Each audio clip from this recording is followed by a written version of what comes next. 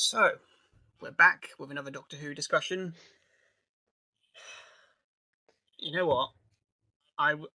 The last Doctor Who video we did, we had I had a bit of hope that, you know what? I'm not even gonna.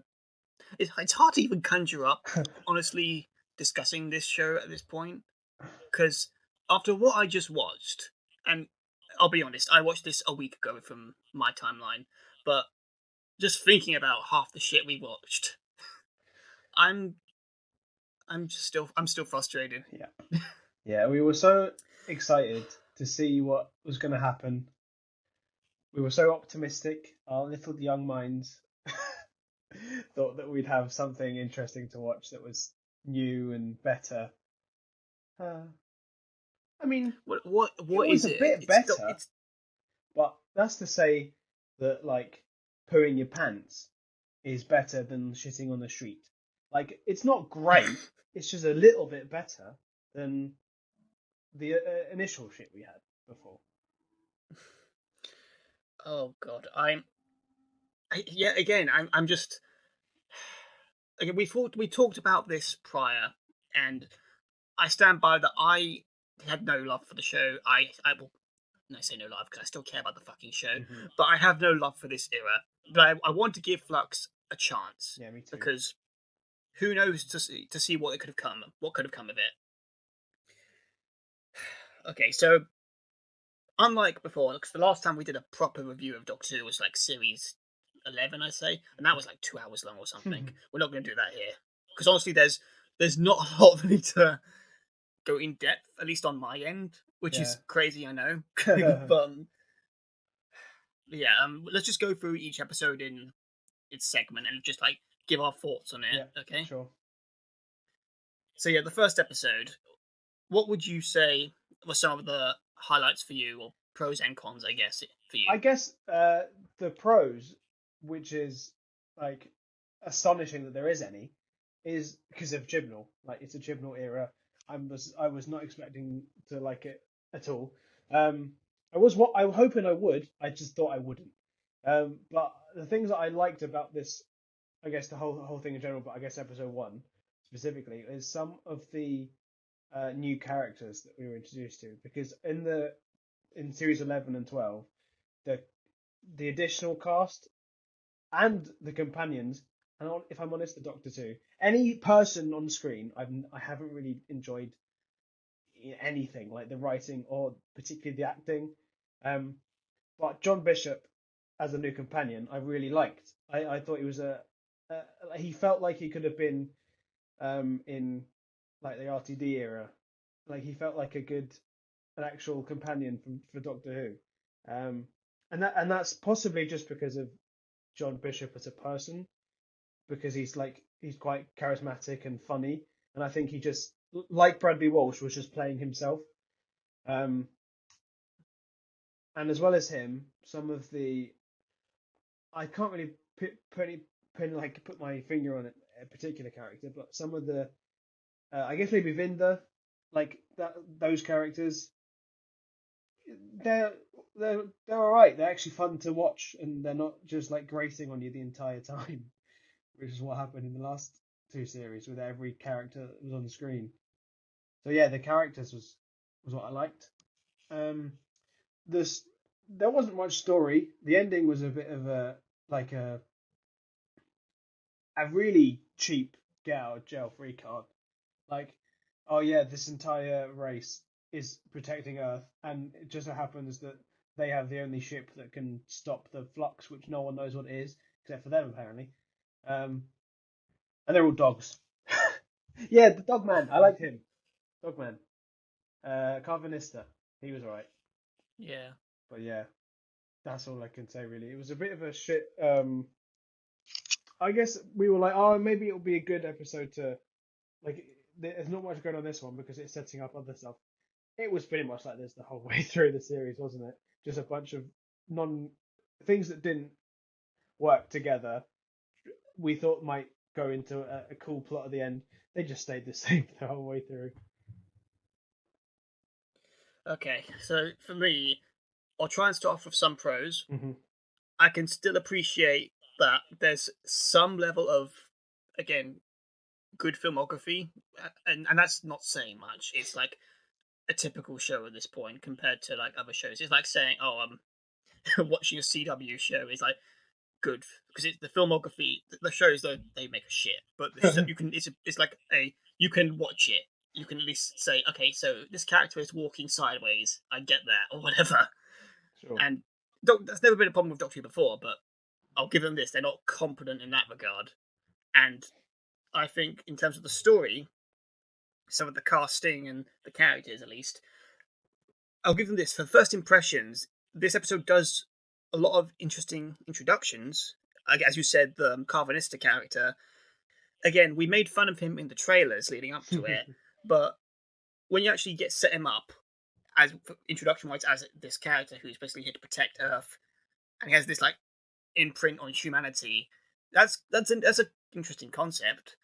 And as goofy as the as the resolution is to his people having ships that can protect the Earth, it's again if in a better script and in a better executed scenario, we could have had one of like a breakout character for Yeah, for the series. that's exactly what I thought. This seems like a character that could be like a cool reoccurring character that we see quite a lot, or like the race of whatever the dog people are called would have been a cool like reoccurring thing. Like they did that a lot in Russell T Davies things where there'd just be like characters in the background that were from like the race, like the Hath or whatever it was.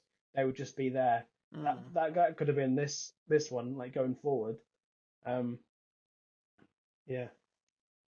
Yeah, and as for Dan, I gotta say, for a companion that's introduced in literally the last few episode runs for a Doctor, I can say that he's not bad, but I would say he's very much a standby companion.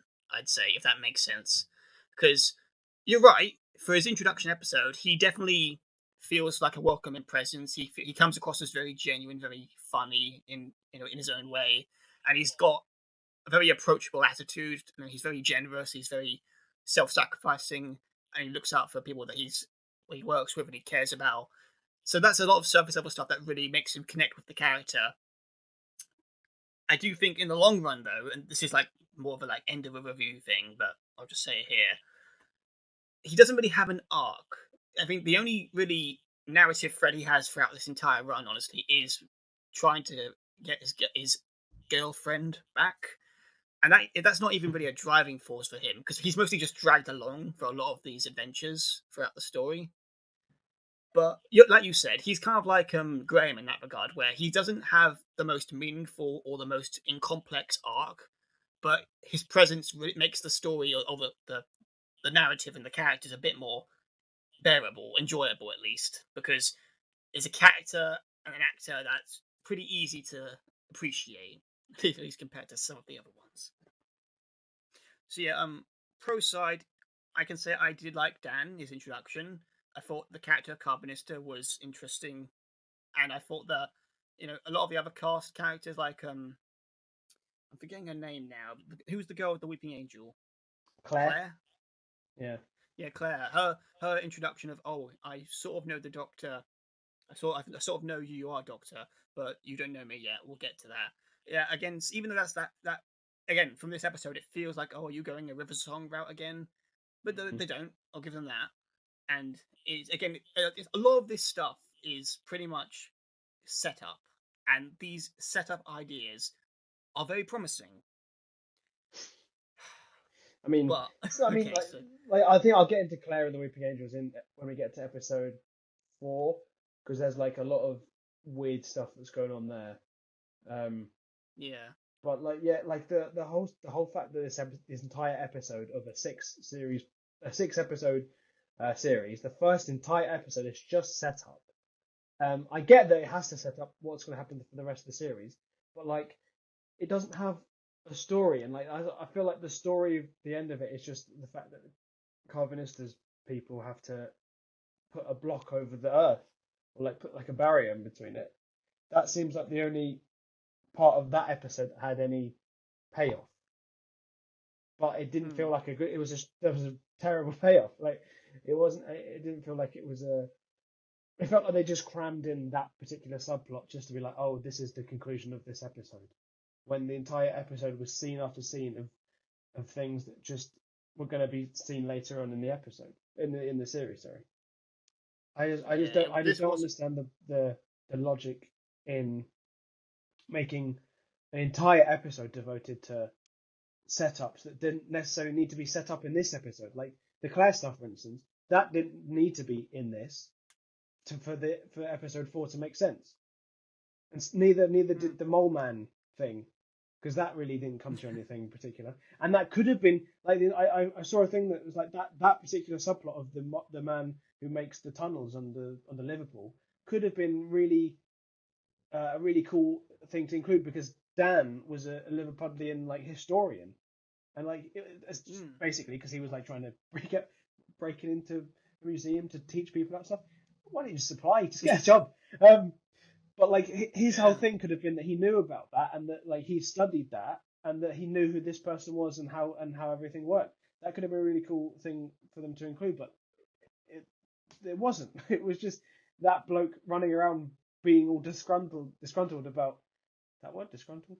I think being all angry at people just for being there, and he was like, "I need to get back to my tunnels." It's like lots of Chibnall characters have got one sort of thing going on, and that's the only thing that drives them, the only thing that they talk about, the only thing that they are is the one thing that he sets them to be. So he's all about tunnels.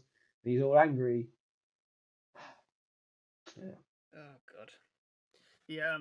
And going back a bit to Dan, there's a moment in this first episode that really caught my interest for a few seconds when it happened. When Carvanista first enters Dan's home and he tries to put him under, basically kidnap him. Yeah. There's a moment where he tries to, if I'm remembering rightly, he tries to hypnotize him or trap him or something, and it doesn't work. And for a minute, my mind had a little bit of an idea bang, and I thought for a minute, ooh, is this possibly leading to something interesting? Because I immediately got reminded of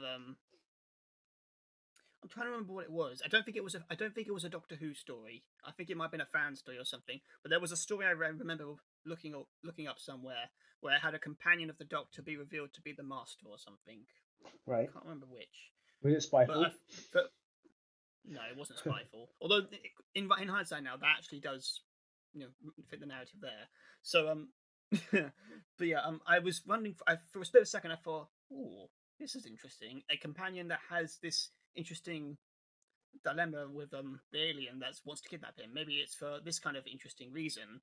But immediately after I thought of that idea, I remembered this is fucking Chris Chibnall. Yeah, any interesting idea is never going to come to fruition. Yeah, or get paid off satisfyingly. So yeah, pros. I think for the first episode, I can only say this first episode has a lot of promising setup and some interesting characters, but beyond that, god damn it, yeah. I'll just say I've got bullet points here for what I thought of this episode in the negative light, and I'll just read them out for you here. Okay. Go on then. Okay, first one. The episode is a shit title. Was it? Oh yeah, Halloween Apocalypse. Yeah. Why? I get it. It's meant to be like, it's the end of the fucking universe. You want to have that sort of telegraphed in the title, but god damn it, why just not call it Flux? I get it. The series is subtitled Flux, but you're not the first show to have like had Flux or like the series title in the episode in an episode of the series itself. Yeah. So it's not too alien to have done that. So why not just call it the Flux? That would have made more sense. Chibnall's shit at naming. All the episodes names, I think, are pretty shit in this series. I mean, in this entire run. But yeah, Halloween Apocalypse is like, oh, it isn't an apocalypse, and there's like one scene that's like related to Halloween. Okay, sure. Find the loosest connection and let's make that the title. Yeah. The other one. Why was there a TARDIS in the Why was there a TARDIS? why was there a bed in the TARDIS console room? Oh, okay. I It was, think it was I think it was never like explained. I've seen a bunch of people like, oh yeah. Okay, I think I know why. I think I can guess. Um, like I've seen a bunch of people like, wow, the bed thing is like, oh my god, is that like hinting at something? It is because we see that later on. But I think that's just like a sort of I can't think of any sort. I think okay, like in um the there's the silence episodes when River Song is like needs the doctor to come and save her, and she jumps off a building and lands in a swimming pool. I think it's Yeah. trying to emulate that by being like, oh yeah, we've set up this entire thing, so if we need to jump into the TARDIS, this will help land us. I don't think it's it might even not be like hinting at anything because I don't think Dribble is that smart. I think it literally just is, oh yeah, that time that they landed in a swimming pool, that was cool. Let's do that again, but with a bed. Hmm. I think that's what that is because I didn't really think too much about that because that was like, oh yeah, okay, that's like what the Doctor does when they like uh, find interesting ways to put like interesting methods to save people using the TARDIS. Yeah. I'd say honestly, when you put it in into that perspective, that could have worked. Hmm. But I think I agree that if it was done without intent, but just poorly executed, then I'll give them that. Although the fan in me will say that why not just be creative with this scene? Why not literally show the Doctor and Yaz falling through the TARDIS past the console room through one of the corridors and actually show them maybe trying to maneuver into the TARDIS room that actually I has a bed in it. I don't think I mean, they're not going to bother with TARDIS related corridors again. I don't think. I know, and also considering the pandemic, I'm sure Yeah, they probably didn't have the budget to do anything extension wise. yeah, Even though I yeah. still remember to this day the BBC saying, like, putting an article out like over 10 years ago at this point, back in 2011, when they did the Doctor's Wife, and they said that the TARDIS console corridors that they used in that episode would be kept for further reusage, Mm. and yet we still have yet to see them again. Yeah, I mean, I'm sure they'll just use them for other things that aren't. I think they did use them after that, but for not the TARDIS. Like, I think they used them in Good Yeah, Man Goes to War for maybe. like I for the do remember they base. did use the TARDIS corridors afterwards for like Center of the TARDIS. Oh yeah, Yeah, well, they weren't as impressive in my book. nope. But yeah, I do think though that again, part of Chibnall's stick and this entire era so far of Who, I don't think it was like made with good intent. I do think that they deliberately put that scene in just for fans. Check it out. Look at what we're implying. Like we get it. We Mm. don't care. Yeah, so yeah, okay. So my next point, my next criticism, I guess. I like again these are mixed in with a bit of like and dislike. Again, Dan's introduction with his friend, I liked that.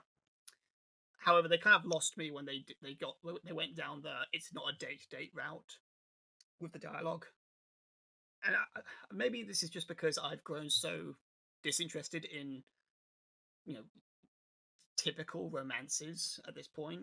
Hmm. You know, like I like you, but I'm not going to tell you my feelings, or oh let's go on a date, but it's not a date, right? It's like Oh sure. we've we've seen enough of these goddamn here. Why not just have Dan and her be friends, or just have him like be a bit more like, yeah, you want to go on a date, love? It's like, Yeah, I think that's it. what's what? That's like the only sort of arc sort of thing that, like you said, that Dan doesn't really have an arc. That Dan's thing is like, oh, he wants to go out with this lady. By the end, she doesn't want to. He's like, okay, fair enough. You know. Yeah, and I'll give them that. They at least don't go down the classic, the typical route of like, oh, he gets the girl in the end. Yeah, Because you could look at that and the New Year's one, which we'll get to. like, but yeah, that introduction and that dialogue, yeah, the that bit of dialogue later when he has with his coworker, that was so I literally rolled my eyes at that because she says something along the lines of, "There's something out there," and I can't even remember if she clearly saw something from a distance, but I'm like, if you said if you said you saw something, you should have described it, or they should have like made it clear. Instead, they just say that very cliched line. I'm like, why didn't you just have her say, Never mind. I thought I saw something. That makes more I sense. legitimately don't know what you're talking about. I don't remember that bit at all. I might have just like taken it out of my memory. Probably. I mean, again, these are my nitpicks. So Sure, yeah, I'll try to get yeah, through most of them. um, yeah, Carvinister on the negative side, I didn't like that he went out of his way to never directly explain his motivation early on. He mostly was just like, yeah. Neil, do as I say. It's like, again, this is clearly like Chibnall padding a lot of stuff out so we can like save it for the ending of the big reveal. But I'm just like, why not just explain it in the first place? Yeah, the entire race has to do that with every single human. Surely they have got briefed in how how to convince people, or if not, just why don't you go straight in with the like just stun them. Just stun them as soon as you get in. That'll do. Yeah. Next point. Yaz is now helping pilot the TARDIS. Hmm. Honestly, I don't. And she's had 3 seasons now. I do not give a damn about her character. So No. this feels, to me personally, this feels very unearned. Because again, Yeah. usually when companions, especially when they're humans and they don't have like the vast influence and knowledge of a TARDIS, a time fucking machine, it says a lot about the Doctor allowing them to help pilot the ship. And I feel like every companion, even bloody Clara, who I'm not a fan of, has had, she has the experience and the, you know honestly, the I can appreciate her as a character in areas to say, yeah, I can understand why she would have the honor to fly the TARDIS, to understand the teachings of the ship. But with Yaz, I still, in 3 seasons, don't know anything about her or find her very interesting or investing. And yet Hmm. she's had some unseen adventures with the Doctor by this point, and she's now able to fly the TARDIS, or at least help fly the TARDIS. I'm like, I Yeah, don't give a yeah. damn. That's something else that I saw. That it's like, um, Jazz's character went from the first two series of like no development with the Doctor at all to now they've had so much development off screen that we didn't see it. That would have been good to see in the last two series or in this one. Why did they Yeah, just do it all off screen? They're like, oh yeah, now they're the best is mates, and like what you said, that she could just fly the TARDIS now. Okay, just show that. If like it would have been so like you said it was unearned. It would have been so easy to for us to root for this character if they'd have shown all the nice things. However, Chibnall doesn't know how to write it. That's why we don't see it. yeah. It's like, Very oh, but annoying. we're saving that stuff for the many audio dramas and comic books that we're sure you'll read. Mm, No, no, bastard, we won't.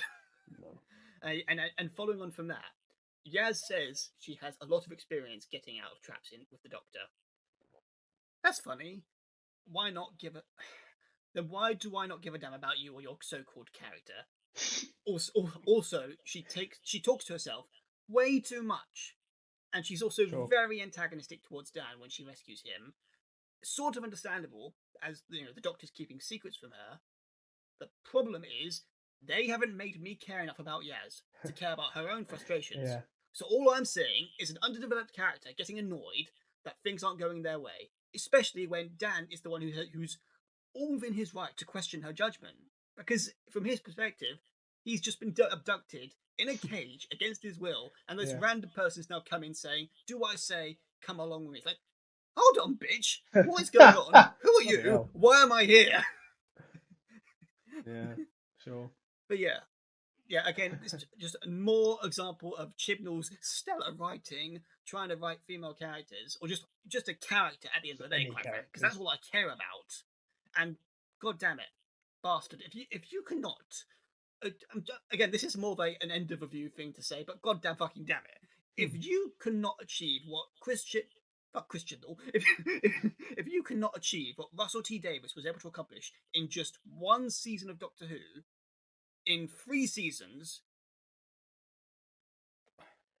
why did you Yeah. even take this job, It mate? it Why? is a little bit ridiculous how long we've had this Doctor and this companion, and we really don't care about either of them, and that is such a shame. I think that's the biggest like outcome of the Chibnall era is that we wish that these actors had been given better things to act to what you'll use, like better scripts, better dialogue, better characterization would have been really nice for these actors to do, because we don't care, like you expertly put, we really don't care about these people at all after 3 series, and it's utterly ridiculous.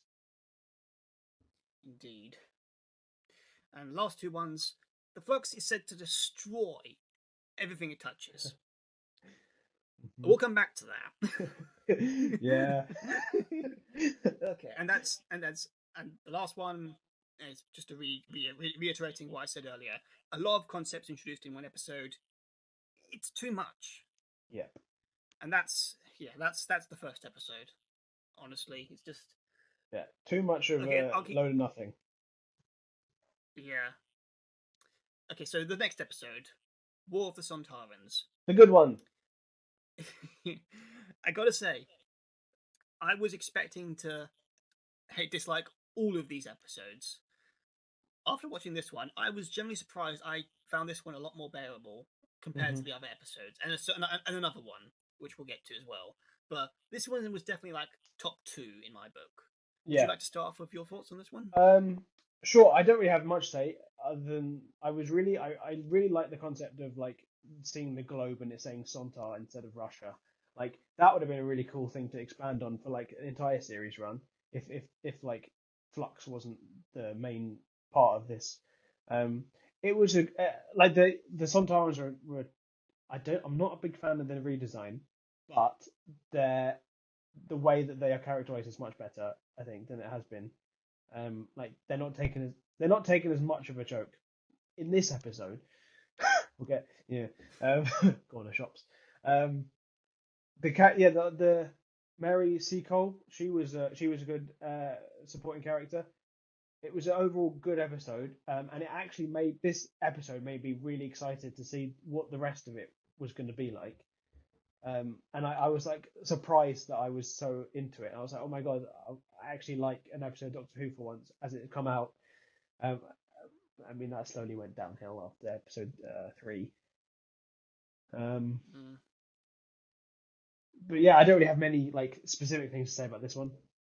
What were your thoughts on it? Okay, as you said, I loved the concept of this episode, and I really loved how a lot of it was done with the Sontarans. And unlike you, I actually was quite appreciative of this design, this redesign, because this harkens back to a lot of the classic looks from the Pertwee and the Tom Baker era, which was really appealing to me. And I loved, as you said, that we got to see them in a more, I won't say serious light, but a more authoritative and very commanding. Yeah, they were more menacing, but they were still like funny. Yeah, they had their funny moments, especially with the prisoner guard, but they went out of their way to say these are warriors. And I mean, even that line where he says, "Also, I wanted to ride a horse." Like, yeah, that was even that's kind of funny. Yeah, I was glad they kept the. I really like the new Sontaran like leader, the Scottish dude. But I'm really glad they kept the same actor who's been Dan Starkey, was it? Yes, yeah, I think so. Wait, is he the one who was the Sontarans before? Yeah, like, was he Strax? He was Strax, yeah, and he played some other Sontarans in background or something. Sure, I'm glad that he's back in this series as a Sontaran again. Like that was really nice. But also, yeah, the new captain or the leader character, he was really cool too. Threatening. Yeah, the leader character. Oh yeah, the leader. I thought you were talking about the human character for a second. No, both the Sontarans. Cool. Both of them. There was an entire fleet of them. Both the ones that had actors. But yeah, I gotta say, the concept, the premise, and how a lot of it was done for the first half. Again, the subplot where the Doctor has to trick them to basically infiltrate their regiment and find out what's going on. How she used that to her advantage by basically saying, "Hey, the Doctor's here. I'll let him know what you want, or make him come to you, or whatever she said to him. I can't remember, but she basically used this against the Sontarans without going out of her way to basically say, I'm the Doctor. Yeah, You're to dead. use their regeneration. Yeah, rather than just like usually what this character would have done is just blurted out, you know, anything that came to her mind. But she used the fact that her past regenerations were male to trick uh, a very sort of archaic race or archaic characters into like treating her as like second fiddle, which was a cool way of going about it. Yeah, this is something they really should have explored more with Jodie. Her sneaky side and her Yeah, manipulative side, because they this could is have something done that I that. think would I have think they worked should so have done that in well. season one, like or season 11. They should have used that more while the change was new. They should have used that a lot, and then sort of gone away from it, like towards season 12 and now. And rather than using like literally one of the first times it's happened is this time is like her third series. Oh, Yeah, sorry, yeah, go harkening on. back to it's okay. Harkening back to her first when we did our review of series 11, I think it was the Witchfinders or something. It would have been so much more interesting and for a writer, I guess it would have been so much more fun to try and deal with Jodie as like this more sneaky incarnation who goes out of her way to manipulate things to her advantage, like basically saying, "Oh, I'm not in charge. You take over because you're the Witchfinder." And then she's like sneakily finding out what's going on. We have to use this to our advantage and find out what's going on before we make our big leap. Instead of what they ended up doing, which was like, "I'm in charge. Oh, I'll take over, madam." Oh, okay. Yeah. Screw you. And in this episode, they do that. They actually have the Doctor think, I can use my new regeneration as an advantage against these Sontarans. And it works. It really Yeah. was well done, honestly. And then when she like actually fooled them, when she did like the speech like in the fog, it felt like quite authoritative, which this incarnation hasn't really been up until now. I don't think. I agree, mate. I definitely agree. So, yeah, do you have anything you want to add on the negative side, anything that stood out to you? Um, it was an interesting decision to move the companions around and make them not be in the the main bit of the episode, and they're doing their own sort of things. Um, did they go to time in this one? Yeah, they went to that temple or something. Oh yeah, that And wasn't. Matt, Well, funny that you was mentioned time yet, that. was it? I can't remember. I blocked a lot The of this planet out of my time or head. something. Yeah. It's funny that you mentioned that because if I'm remembering, I've only seen this season once. I don't think they ever explain why they got teleported away. Mm. Hang loose thread there.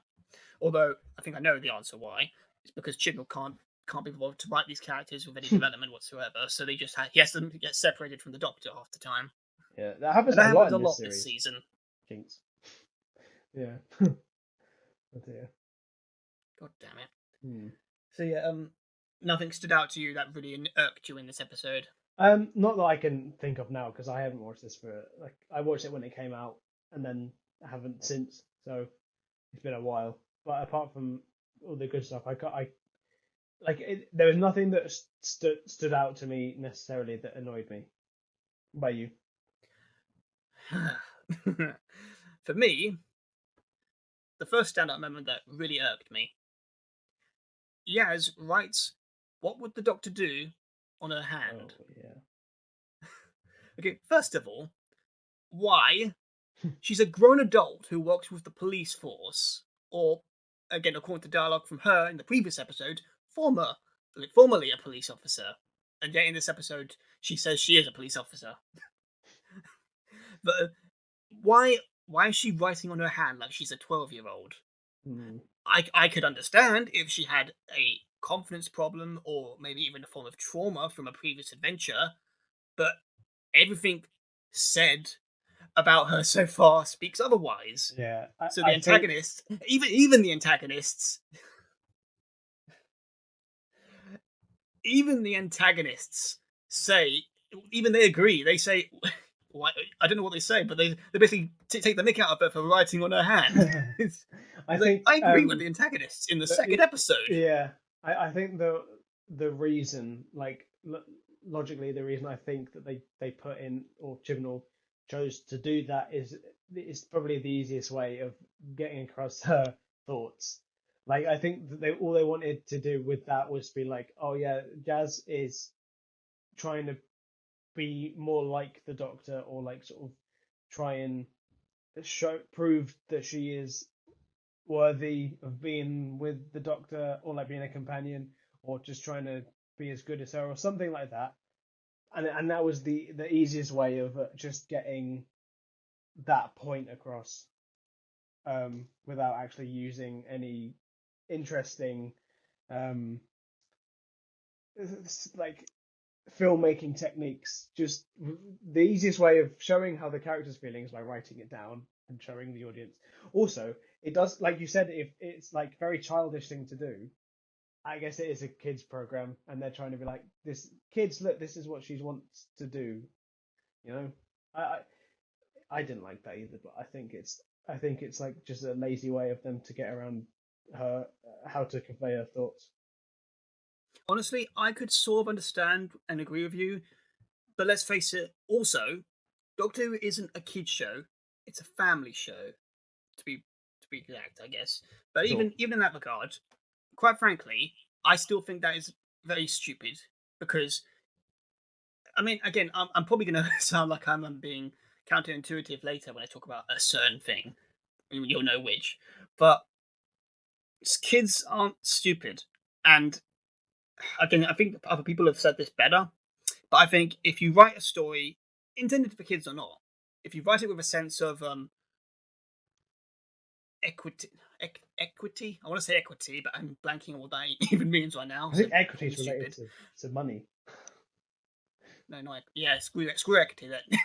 Screw equity then. Screw But equity. essentially, essentially, when you write and it has intelligence behind it, when it's not watered down for little kiddies, it makes the writing and the audience feel more invested and appreciative of the story that's being watched, and that they're actually taking the time out of their life to listen and watch.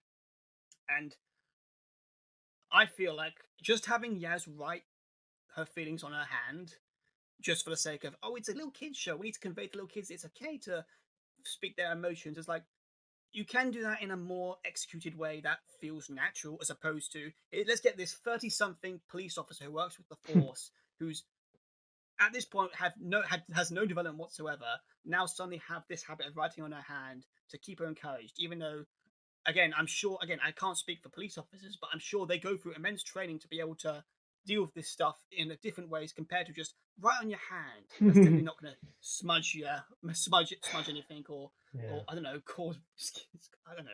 I'm rambling at this point with this one bit little subject, but again, it's a little minor thing for me that really kind of irks me more because again, I don't give a damn about Yaz's character, and yet they do these little things that just feels like, are you doing this for a narrative's sake or just to make us care? Because you're not really hitting any kind of mark for me with Because you're this. hitting neither. Yeah. Oh, bloody hell. Right, have you got any Yeah. finishing thoughts about this particular episode? Yes. Okay. There's always a scene with dialogue in it. Not a lot, but I screw that because there's quite a lot. Because I remember watching this episode and enjoying most of it, but a lot of the time, especially with the Doctor, they never take a moment for a scene to unfold on its own. And the biggest example I can show here is with the Sontarans when they're executing humans at the present with Dan when he reacts to it, and it just it happens, and then the scene just moves on. They never take a moment for Dan to take this scene and react to it because he again, this is his like second adventure. He's like, this is like the first time he's meant to be seeing this stuff happen in his life. He's like seeing people get killed by aliens, and you'd think for again for a season that's introducing this new companion, you'd think they'd take a moment to actually have Dan, just take a moment to catch his breath, just like look shocked, look like almost terrified maybe. Because again, this is a guy who's like seen a lot. Considering I'm assuming he's like in his 40s or something, or Mm. 50s. And this is not talking about the actor. I'm just talking about the character. Hmm. Yeah, I'm sure he's been through his period of insanity in his life, like to see crazy things and see people like do stuff. But to see people get killed right in front of him, execution style, you got to have some form of reaction to that. And they don't really give us anything. He has like a moment of huh, and then he has to move on. And you can say, oh, priority has to he's got a mission to do or whatever. But again, for a narrative purpose of relatability for characters, it doesn't do much other than, well, that happened, move on. That is funny because that's like that happens in the earlier seasons. They just don't react to things. Like when in the episode 2 when they go to the planet for the first time, the Ghost Monument planet. The conversation is like, "Wow, we're on a new planet," and then that's what Ryan says, and then Graham's like, "Yeah," and that's it. Like I'm paraphrasing, but like, and that's probably why you don't fucking care about any of those characters because they just don't react to things, and they're not they're not relatable. That's like I think one of the bigger reasons why no one cares about these characters is because they're just not relatable, and that's why I think Dan's a good one because apart from not reacting like that, he's relatable in a funny way, which the other characters weren't really. Yeah, he's pretty much like Graham 2.0. Yeah, he's Graham but better. Because I loved Bradley Walsh, but I never liked Graham as such in the show.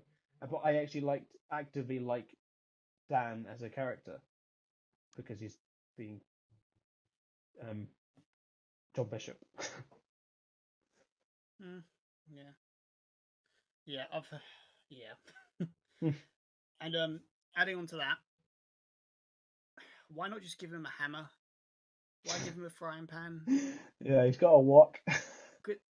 Because I saw that promotional material advertising the show, and I just thought, is this meant to be funny? Yeah, it was a bizarre thing to include in the promotional material. Like you don't know that particular subplot, and they put it in his character poster. It's a bit odd. You'd think he'd be a chef or something. And yeah, and I think the silly thing is that they established in the previous episode that the TARDIS had a hammer. Yeah. So why not have like a scene where Dan, I don't know, tries to help the Doctor like bash the TARDIS or whatever, and then the Flux thing happens, and he gets dragged out, and he still has the hammer with him. So you go into this episode, he's got a hammer. What does he do with it? Oh, he can bash some Sontarans. But no, they include this very random subplot where he runs into his parents again. I don't know if these are Bradley Walsh's parents in real life, and this was just their way of saying, "Oh, let's get your parents in for a quick cameo." They're not. It's not. No. Okay then. So in that case, it was just another poor attempt to. Oh, he's got a family. He's relatable. Yeah. And now he has a what? But yeah. Yeah. They just had this very random side plot. No, I say random. It is there to explain, why the Sontarans are there. So that's that. But even then, these characters are never seen again in the season. And I doubt we're going to see them again in the last 2 episodes. They've got to juggle a lot, which we'll get to. So, yeah, great. You gave him a frying pan. You should have given him a hammer. And yeah, the other stuff that already said the dialogue bit. Yeah, the last bit is the bit with the commander and the scene with the captain where they're talking about their battle plans or whatever. After the commander ignored her warnings and basically sent his men to die, he basically comes back dejected and like very weak, and he says, "I'm so sorry, help me." And the Doctor like sets up a plan. Again, if this was done with a different writer, a better writer, honestly. I'm sorry, my girls are barking. I don't know if I can hear that in the audio. I can. God damn it. I can hear it. But yeah, it's I don't want to say it because, quite frankly, I'd hate bringing this up. But tell me you can't see the undertones here, where they're basically saying, again, this might just be me because of the company I say company, the internet, the side of the internet that I ended up following essentially because of it happening so much in the previous 2 eras. I'll say this: there's not a lot of it this season, but the undertones of leaning into women are better than men. It felt very evident in this scene, especially considering that this episode goes out of its way to make the general, very dismissive of the Doctor. And quite frankly, I feel like, in some way, you could look at this from one way because this is a man who's been at war for so long, and if they delved into his character a bit more, maybe given us a motive for why he's so adamant to beat the Sontarans, I could have understood that. I mean, And quite frankly, the I think Doctor, his like. let me finish, Oh, go sorry. on, yeah, go on, go on. Let me just finish. Yeah, go on. Let me just say this. The Doctor has been in a war. So she should know, she has to know what the war does to people. And I feel like Chibnall seems to have kind of forgotten that. Because he just, the Doctor, all this Doctor does is just oppose war. But she never really tries to see the angle of both sides. It's always just, war's bad, don't do it. If you do, you're the worst. Because in this episode, she literally says, men, like you, if men like you make me wonder why I bother with humanity. Why not just say humans? But that using that line of dialogue, it really just rub me the wrong way, and it really just made me feel like, are you still trying to push this agenda, which has been honestly affecting everything? But I'll say this: it's not as blatant. At least I haven't, aside from this one scene in this season so far, I didn't feel like it was very prevalent in this season. So I'll give them that. Mm. But did you feel that way at all? I didn't actually notice that at the time. I was thinking that I think the reason why this character, like you said, why does what's his motivation for the Sontarans? He's a general in the military, and they're the opposing threat. I don't think he has to have a specific underlying want for defeating them, because that's his job. Um, but like there was nothing that just said. Oh yeah, the thing about like opposing the Doctor, this character opposing the Doctor, he is the general of this army, and she's just a random person who's come along. And like, I understand that like if it's like he's dismissive of her because she's just some random person who's come along. And also in the time he was in was like very much so like men were better like just like that was the line of thinking that men were better than women. So he's going to be like, well, I'm not going to listen to you because you're my inferior, because that's how like they all thought at the time. And but I like, so that's probably why they highlighted it. But the specific line of men like you, I think that's just like I don't think that's a. I might be looking into it differently to how you were, but I didn't look into it into like the negative connotations where men are better than women. I didn't look into it like that, because I just thought that that is a saying that lots of people say when they're just generalizing. And I don't mean to say that she's generalizing that all men are terrible and scummy. I'm saying that she's generalizing that men in war scenarios, because I don't know the statistics, but there are way more men in like military commanding roles than there are women. So that's probably like just a general thing rather than like a aggressively anti-man thing. Because I really don't look into to this series this series necessarily in that way much at all. I try not to. It might be me just not looking into it like or ignoring it, but I don't look into it like that. As I understand why, like if that was their, I'd understand if that was their way of going, that's just not particularly on, is it? But I don't think that is what they're trying to get across, because there's a lot of just like just nice characters in this who are men. you know, not to say that that's like, oh, that's like proof that they're okay. It's just that's what I don't notice it in that way. Well, you're lucky, mate. I honestly wish I didn't see it that way, because maybe I would have more of a softer light on it. But at the same time, I'd also be thinking, oh, then I'm being blinded by what's really going on. And I don't want to sound like a conspiracy theory, because again, quite frankly, I can't off the top of my head, place all my chips on the table and explain like the ins and outs of everything, because that's like another 2 hours we can talk into, and we're not going to be here for 2 hours, but hopefully. But yeah, there's, for anyone who's like curious about this side of the stuff that we're not going to talk about too much here, because again, that's not why we want to watch Doctor Who. It's not why we want to talk about it. But by all means, look on YouTube and find out any other Whovian out there, because you can easily find them. They go into a lot more detail about what could be like what's going on behind the scenes, and the agendas and the politics that seem to be like the driving force behind these decisions. Some of them, and at the end of the day, some of it can be for a good cause. Like you said, there probably was some form of intent to just highlight that, yeah, this is something that people have said before. and in the moment the Doctor probably said it that way.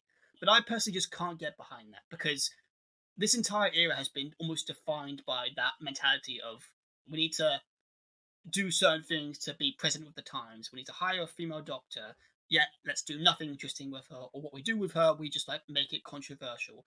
Let's introduce the first person of color Doctor in series 12, but relegate her to mostly minor stuff that's tied to a subplot or a main story arc, actually, that no one likes. And the companions, a 3-season arc companion, and let's do nothing with her. I feel like that stuff that's got to have been done deliberately. And I feel like moments like this, again, subtle or not, because I'll give them that, they managed to make it subtle. If you didn't see it that way, but I did. So again, great way of viewing how different people can react to these scenarios and stories. But I do feel, I think it's just frustrating that, again, Doctor Who had roughly 9 to 10 seasons prior that was able to find a good balance, and it really just does irk me that this era has been plagued by this execution of it. Because, as I think I mentioned in a previous video, there is a great story here with Flux, with the Whittaker era in general, but it is just squandered by certain choices and certain things that have just been said or done about it. And that's all I'll say for that side of. Yeah, I don't particularly want to get into the theoretical politics of it. Yeah, because again, that's not what Doctor Who should be about. It Yeah. should have integrity within the story, but it shouldn't be the main force that drives the show. Because again, people don't want to watch politics. Well, I mean, that's the thing. Like, I don't know about politics necessarily, because Russell T Davies included it so often in his stories. I just think it's like, but he did it well. Sure, yeah, that's it. He did it well, but like the politics stuff can be used regardless, because that's how, that's what we relate to. But like the so-called agenda stuff, like I don't know, I don't want to get into it, because that's not the sort of thing like obviously you don't want it in Doctor Who, but I don't want to promote it like more, because I've seen so much about it that's just, it looks so negative. Like the way that they're talking about it is so like extreme and hyped, and like, oh, it's ruining culture for everyone. It's like, well, I mean, it's not. But I don't want to go into it. I really don't want to go into it.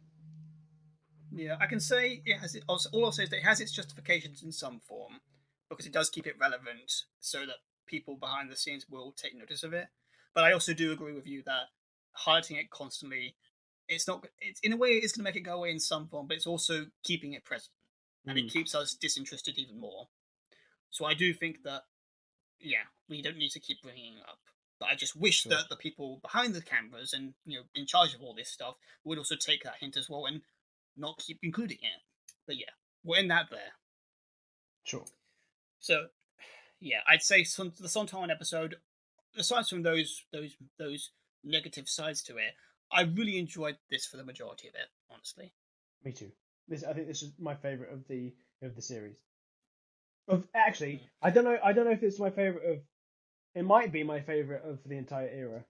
This episode, because there's not there's not very many that include. I probably have a top 5, if that. But yeah, I think this might be my favorite of one of at least top 3 of the Whittaker era. That makes sense. So yeah, the next episode, Twice Upon Time. So what did you think of this episode? Twice Upon a Time was the first Doctor episode. You're right. But yeah, what did you think of Once Upon a Time? Can I tell you, honestly, I really don't remember what happened in this episode. All I can remember is that I was, after watching the Sontaran episode, and was very excited that it was good again, to an extent. I was still excited when I was watching this episode, maybe because of the hype of the last episode, like me running on a high. But I was still happy with this episode. Like, I was like, oh, okay, I enjoyed it. It wasn't as good as the last one, but it's not terrible. But genuinely, I don't remember what happened. I only remember my initial thought after watching it. Honestly, for me, I find it confusing to kind of describe, because I'm struggling to remember as well how a lot of it happened. The only thing I can, off the top of my head, recall is that it involved the Doctor going through memories and the companions too, and basically trying to fix something, Oh, time or something. is this the one that had Joe Martin's Doctor in it, the Roof Doctor? It is, yeah. Oh, that's why I liked it, because I like that. I like that Doctor. Oh, she didn't have not enough time on screen. Oh, I got so pissed off because it was like Jodie Whittaker, like her Doctor's like there the whole time as the Doctor, and then you realise that it's not actually her. It's the Ruth Doctor. And you're like, oh great, she's going to be in this episode, and then they just keep flickering it back to Jodie Whittaker. And I'm like, no, bring it. I want to see the Ruth Doctor. Like, please make her have at least an entire scene for herself. She didn't even have an entire scene. She was in it for she was essentially a glorified cameo. Yeah, just speaking of Joe Martin, correct me if I'm wrong, but add up this scene from this episode, her scenes, with her stuff as the fugitive Doctor from series 12. She doesn't even have half an hour of screen time, if I'm right. That's probably right. Yeah, to be honest, she has like that episode, the fugitive of the Chadoon. Then she's in that series' finale for about a minute or less, and then this for 30 seconds. So yeah, probably less than half an hour, and it's ridiculous because she's the best. she's not the best Doctor. She's like a really good Doctor compared to Jodie. Honestly, it says, again, we've said it so many times before, but it says something when a Doctor who's only had, let's be generous, half an hour of screen time and 4 episodes under her name, if I'm again trying to recall. I think it's just 3. Or just 3. She's done more of an impact as an incarnation of the Doctor than Jodie Whittaker has done in 3 seasons. Yeah. God damn it! Why wasn't she? And also, like, when you see like a screenshot from an episode or like a picture or a poster of her, she looks so cool. Like, she has such a cool design. She's really like confident and like the word I like to use a lot for Doctors, I've said already, is authoritative. Because it's a really fun word to say. She's got the proper spark of a Doctor, and it's such a shame that she's not in it as much. And honestly, if she's probably going to be in the Centenary Special, and then that's it. Like, that's probably all we're going to see of her ever again, and that's such a shame. Yeah, because I remember in previous episodes last season we talked about how we really wanted her to be the next Doctor. Yeah, and honestly, a part of me sort of still considers that, but I think it's like, again, that could change, that could still happen. But I think it's clear at this point that we're going to be getting a fresh start with when Russell comes back. I think, and I feel like they won't do it. What an ironic twist in my mind is if Chibnall had stayed, I think she would have been the 14th. Like, she could have gone away, but because he's leaving, it's going to be someone else, I think. But like, and that's the only reason. Oh no, the only reason I would have wanted Chibnall to stay is if he would have made Joe Martin the next Doctor. But he's not staying, and I don't think that Russell Davies is going to continue the Timeless Child arc in his own series. No He'll just do something new. Oh, it is such a Really shame. She should have a spin-off series, but like they've said that about Paul McGann, and then that's not happening, is it? She'll have a bunch of she'll probably be one of them, like similar to Paul McGann, how he was like he's in the most stories technically because he's on so many Big Finish. She's going to be on so many Big Finish stories, but she's not going to be in the show too much, I think. Probably. Speaking about spin-offs, honestly, this is I'll tie this into my next bit here. This is where it was at this point in the series when I watched this episode, as it kept going, I honestly felt this is the moment, this is the turning point where they could save the show. Once the Doctor went into her past memories with her companions as stand-ins for her division allies, which was an interesting approach. Yeah, I thought so too. All they had to do was reveal that it was all happening in an alternative reality. That this is where the fugitive Doctor and Swarm, the villains, are from, and that the Flux was an event that was happening from their universe, spilling over into the main universe, that everything with the Timeless Child, it was all part of another universe. Yeah. That's all they had to do. They had to just say it there. They would reveal that, oh, something's going on here, but it's all happening from this universe. Why? Yeah. I'll have to find out in the final. But the Master could have had like a little glimmer. Yeah, the Master, exactly. The Master could have like a little glimmer of what happened in that universe, told it to our Doctor, and it'd be like, yeah, that's the truth. However, it's not the truth for our Doctor. Like that's what I thought the entire thing is. Like, the entire point of the Timeless Child was that the Master was like telling this all to the Doctor, but it was all bullshit. And like the Doctor, and like just because he lies a lot, that was literally part of his like character, that he lies all the time.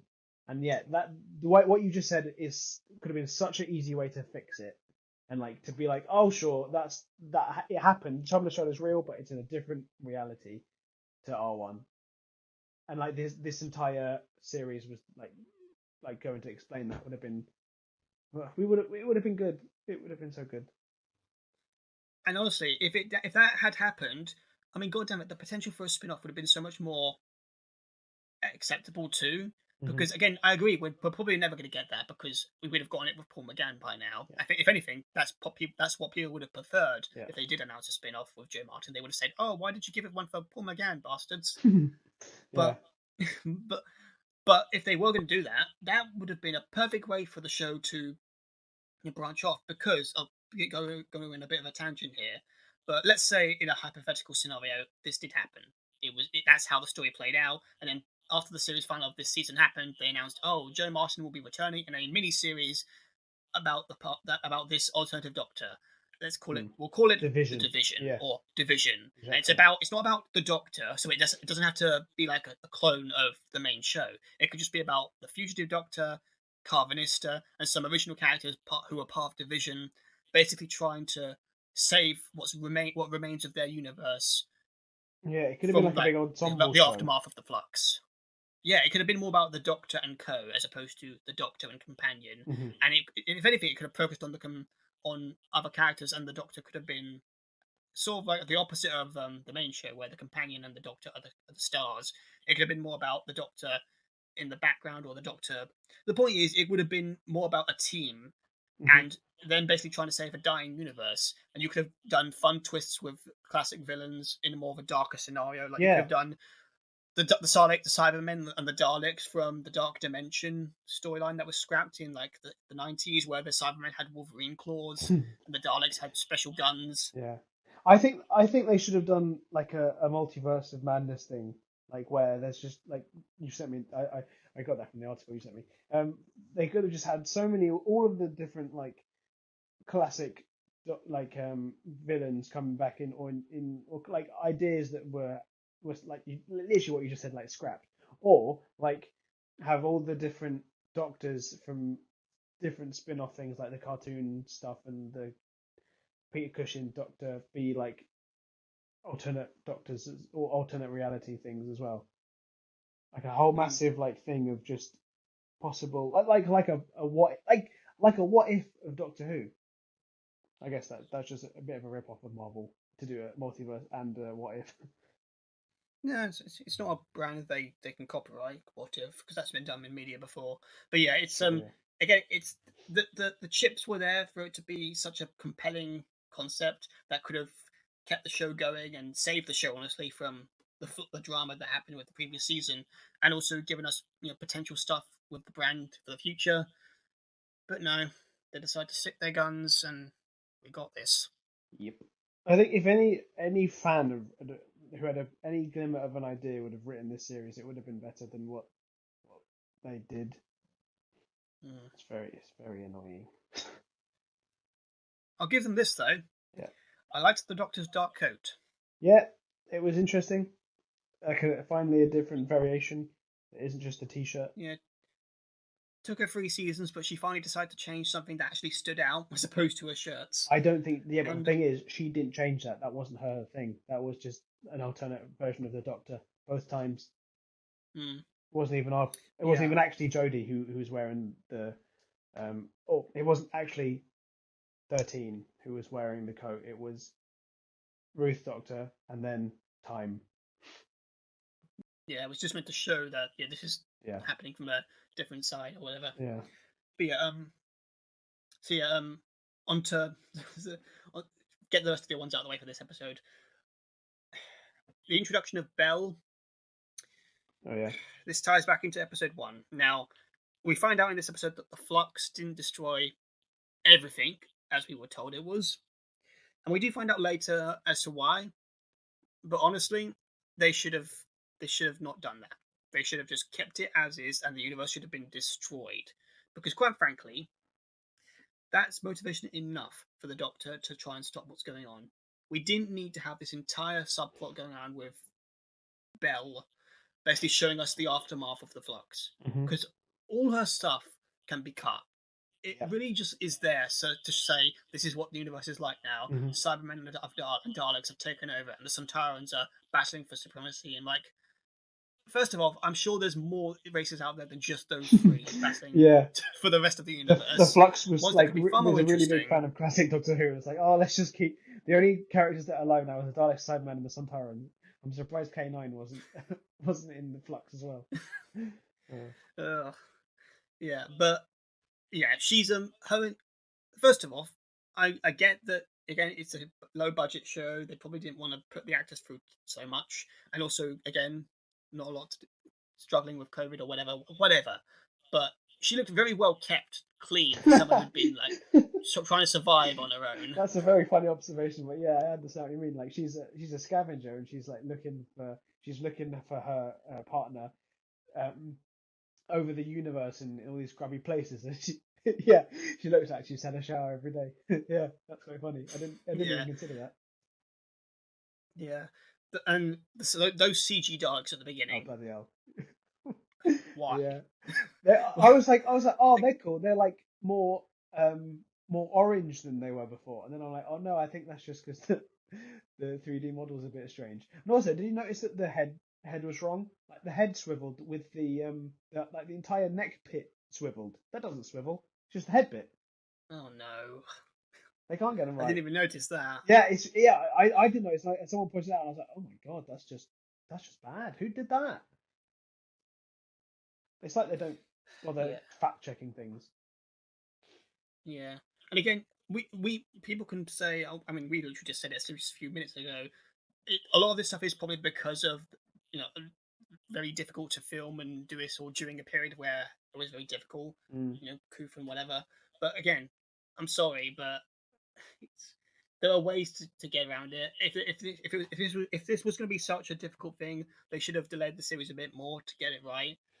Or if anything, they should have just cut the Daleks. Or just because, again, not I do can't understand why universe spanning on everywhere over the Earth. They shouldn't have just done. The scope of this was too big. And that's not to say that they can't have the final series shouldn't have been a massive thing. If it was a COVID situation, they could have written some like what they did with Eve of the Daleks, where that was a very contained episode. They could have done that for an entire series, like just a mini series of that, like of different contained episodes, and that would have been so much better, I think. Like for COVID restrictions. But yeah, this entire thing could have been cut because we didn't need to know what happens after. The inclusion of the Daleks and Cybermen are pointless because they're just there to be, there's a threat and they're cannon fodder. Even the Cybermen, they're not androids who will obey every command. Like, why would it explain its motive? Yeah. Its stick to her. Yeah, I thought it was an interesting bit when she was making it speak. I thought they could have easily written around that in a way that she could have been a programmer and that she killed a fleet of or a couple of Cybermen and then just rewired one of its brains to and forced it to without just saying, "Excuse me, can you tell me your entire plans?" And it, yeah, sure. There could have been a way of her a really easy bit of writing to be her. She's good with rewiring and coding. Yeah, maybe just say she was part of the cyber war or something. Give it a bit more backstory about the ones how she knows them so well. Yeah, the end of season 12, where there's a bunch of humans left, and they're all fighting Cybermen. She could have just been from that world. Yeah. Yeah, and adding on to the last bit with Bill, with Belle. I miss Bill. Bring back Bill. Yeah, I'll take Bill over Yaz any day right now. Mate, but Bill was one of my top favorite characters. Unironically, I love Bill. She at least has a character. Yeah. But yeah, God damn it, that AI. Well, I don't even want to call it an AI. It was just a Tamagotchi. The emoji pad. Yeah. Yeah, that's a better way to put it. But yeah, that stupid pad. I get it. It's meant to be her companion in her journey of a search, her long solo search. But honestly, I again, this is the writer in me speaking here. And again, I can't say I'm the best writer out there. I'm more of an ideas guy at the end of the day. But god damn it, how much more compelling would it have been if she had an AI that actually spoke, like Jarvis from Hmm. the MCU, and they could have got a very big actor in it to make him to market the show if they did that, but just have her have a quiet moment at the Or like Tom campfire Baker and she's talking with voicing her. it. That would have been funny. But yeah, they have a quiet moment talking, and you just have this moment, this human moment with her interacting with an AI and talking about her family life or whatever.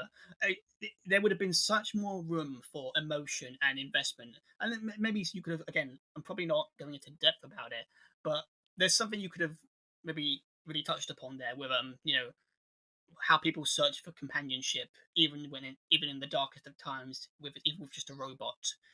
But instead, what we get is this very cutesy little, as you said, little emoji figure that's just there to make hearts and say have pull angry faces when it disagrees. And I just feel like more kids stuff, more stuff that's not really, it's wasting screen time. Honestly, like this, the rest of this subplot. What did you think of that? Um, yeah, the AI or the little bot thing was a bit. It's a weird choice personally that I thought because you can't really like. I always think about when they make a new Doctor Who thing about merchandising because that used to be like the biggest thing for Doctor Who, like how you get like Rivers Sonic or Rivers like the time manipulation vortex manipulator, that's it, or like any like they got a bunch of weird stuff that they can merchandise and sell, like the nano the little thing they shoot into their hands in the silence episodes to be able to record. That's a thing you can buy. I thought they'd make this something that was like commercial, like a commercialized, that word, merchandisable, something like a little robot, like sort of like a BB-8 or something. That's the sort of thing I thought they should have done for that to give it a bit more like personality. Um, but like yeah, and even if it's nothing, like an AI would make more sense of someone to talk to than just a little emoji face thing. It was a, like you said, I can understand the reasoning behind it. Like it's something for her to talk to, and it's like a cutesy little thing, but it's not it's not interesting as such. It's sort of like the emoji bots from the Peter Capaldi series 10, just smaller. Um, Mm, yeah. like I don't I think they should have either done what you said of like just a bodiless voice or a little robot that was a mate, because that would have been fun. Because that has, I don't think, apart from K9 obviously that hasn't really been done to like a little robot helper. But I mean, Yeah, it I'm might have just done, but I can't think of an example.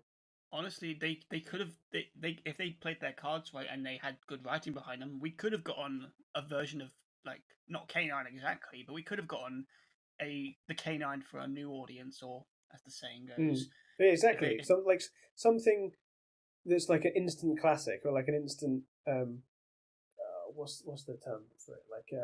Like you get nostalgia for K9, like something like that that would be like a new staple. I get the staple is the word, like a new Doctor Who staple of like you get Doctor Who, you get the Daleks, you get the TARDIS, you get this new thing, but this new thing is rubbish.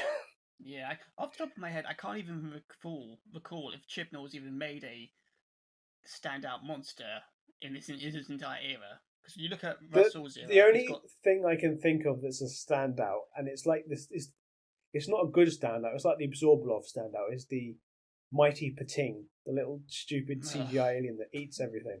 That's the only thing I can think of that's like that's from the Chibnall era that's sort of new, but it's rubbish.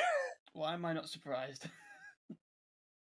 I know, it's Ugh. ridiculous. And bloody Moffat had the silence. God And the damn it. Weeping Angels. I mean, that was during the RTD era, but he invented them, so he's Hmm. got a claim to a couple of things. Yeah, and Russell, goddamn Fezes, Russell, he's bow got so ties. many. Yeah, yeah. But yeah, yeah. So going on from that, another thing I didn't didn't like. This episode opens by literally breaking physics because the last episode ends with a cliffhanger of the swarm threatening to kill Yaz and Dan. Well, no, Yaz and Vinda, and he snaps his fingers just before the credits roll. And yet this episode opens with the Doctor in slow motion before he even snaps his fingers, and they jump. I'm assuming they jump, but they move all the way to the other side of the room to stand on two pads. And they do all that before he's meant to snap his fingers, even though the last episode clearly showed he snapped his fingers when they were standing literally right next to him. Yeah, that literally made me laugh out loud when that happened. I was like, oh, okay, so we're just changing what happened in the last episode then. There's no tension at all. These cliffhangers are terrible. Like, all the cliffhangers in this era have been just, like, the first one was the Flux got into the TARDIS, but, like, it didn't. Like the every like interesting thing that there's like, oh, what's going to happen in the next episode instantly gets resolved or instantly is just like retconned, which is ridiculous. Like, to have I love a cliffhanger, but if it doesn't have any sort of stakes or lasting effects, that there's no point in it. It reminds me of like the fake out of the Doctor regenerating. But he just turns into himself. Like it doesn't. I understand that one as a bit more interesting, but like it's instantly changed or like solved in the first couple of seconds of the episode. And it's like I don't see the like it's cheap. That's it. It's just a cheap mechanism to keep people invested in it. And I thought that about this entire series. Like that's a very like apt thing for the like to describe the series is that it's just very cheap to get people into like cheap entertainment to get people invested. Yeah, and to add to the silliness of it, honestly, that scene where the Doctor's floating in the air, it's bloody ridiculous, honestly. And I could forgive that if the characters and the writing were better, honestly, because Doctor Who's a show that's in a way prided itself on being almost a low budget experience. It's not meant to be like flashy or high budget like Star Wars or Star Trek. I mean, I think if I remember again, I'm talking off the top of my head right now, but Star Trek and Star Wars, Star Trek and Doctor Who, they were almost in the same ballpark where they didn't have the biggest effects, but they had interesting stories and dilemmas that you could get invested in, and I could have appreciated scenes like this if I could be invested more in the story and the characters. But as is, all it is just another element that really just makes me roll my eyes and like, wow, this is more goofy than I'm assuming they wanted it to be. And I just feel like it's just more ammo really for me to criticize it, because I'm like, I don't give a shit about the cast, I don't give a shit about the storyline you're telling, and to add on, you're now making a scene where you've got literally the Doctor floating in the middle of the air. And yeah, it's all a bit silly. Like the budget has gone up, but they're not using it properly. I don't think. Or whenever there's like an obvious green screen thing, it's like, oh bloody hell, here we go again. Yeah, they did alright with the budget for the last episode, but with this one, let's get the green screen. And again, constant dialogue. There's never a moment to breathe. It's just consistently frustrating. And it's bad dialogue. Yeah, and that scene with Yaz and her sister when they're playing a video game, and was that a sister or was that just a mate? And I think I didn't even realize. That's how much I wasn't paying attention. Yeah, but yeah, that's her sister again. Such an impression, and she says that she says something along the lines of, "It's not called a video game." I'm like, no one calls it video games anymore. It's like, what? What alternative universe are you living in, Chibnall? Yeah, that's definitely Chibnall being like, oh yeah, the kids don't say video games anymore. What do you mean? God, and again they. I'm probably just gonna give up on being with Yaz, because what they do with this episode is a clear example of trying to find the words here, but essentially, it's a perfect example of how they treat Yaz in this series throughout this entire run, honestly. Because backtracking a bit with Dan, I loved the moment he had in this episode where he's just having a talk with his friend, and then you find out a bit about his backstory. It's not big game changing character development, but it's a nice quiet moment that you can appreciate for him as a character, and I really liked that. And then it ends, and what happens in literally the next scene? It jumps to Yaz, and they don't do anything with her. She's in a police car with I'm assuming a memory from one of her colleagues. Oh yeah. And she just reacts to the scene. She reacts to the angel. She reacts to the Doctor shivering in and out of existence. She doesn't. There's no substance to her as a character. They don't do anything with her. Yeah, that I thought that when like the bit where she's in the car, I was like, oh, it's just the same stuff we've had before, isn't it? It's like nothing new. It's nothing interesting. That's what I thought about that entire episode actually. Like the constant like memory like hopping, I guess, sort of went nowhere. Like even the Timeless Child fugitive Doctor stuff didn't really go anywhere at all. It wasn't anything interesting. It was just nothing. It was just a bunch of stuff that wasn't of any consequence. And like that, again, that's what I think of the entire series. But yeah, like we said before, we've had 2 series of Yaz, and we don't care. And this would have been a good like scene or a couple of scenes for her to be like, oh, okay, like before she met the Doctor, say, like stuff that we see like of her motivations and stuff. But there wasn't. Nope.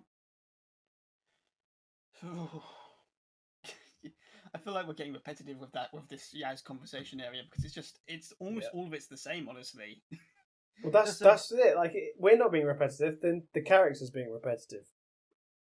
Repetitively shit. Yeah, and capping off this episode, the epilogue. It's honestly in concept, it sounds like an exciting cliffhanger, but it's just taking a line from Blink and being like, oh, do you remember this line from Blink, the good episode of Doctor Who with the Weeping Angels? Yeah. Yes, yeah. we remember. But it's so frustrating because that concept alone, the angels have the TARDIS, that is such a great concept to have ended episode on that can lead into the next story with the angels. And I don't mind the scene in general, but I think what really was jarring for me with the first time I watched it, or the only time I watched it, was that it just happens. The scene literally cuts, and Yaz is in a new coat. I'm assuming time has to have passed, or she literally just like picked up a coat off the rack or somewhere, and then she just immediately gets her phone out, and immediately, Angel, bang! Angel, there it is. She's got a virus in her phone. Oh, great job. It's like what I said earlier about the cliffhangers. It's like another cliffhanger that's like, oh, okay, this could be good potential. And then in the next episode, did she like press a couple buttons or something and go into the door and then it disappears?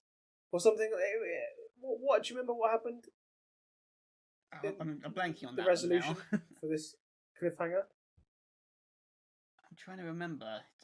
I mean, it's it was something. It was something that was resolved in about 20 seconds.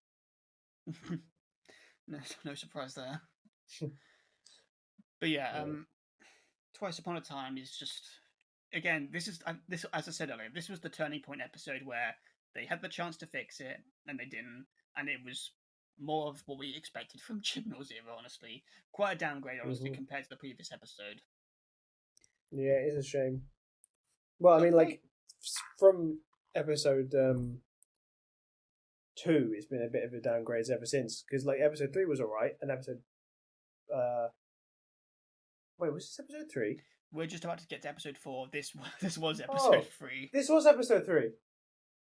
Oh yeah, I can't remember. I thought I liked this episode, but thinking about it, I really didn't. Oh yeah, I guess it's like, you know, when they say like, oh, it's better on the second watch. It's probably not for this. Just don't watch it again. You'll have better memories. Yeah, you'll make up your own version of it from memory, and that's the better version. Yeah. Oh dear. But speaking of better, I gotta say, this episode that followed afterwards, the Angels, Village of the Angels. I'm not gonna lie, this had equal. I wouldn't say it's equal to War of the Sontarans, but it was definitely a better episode in my book.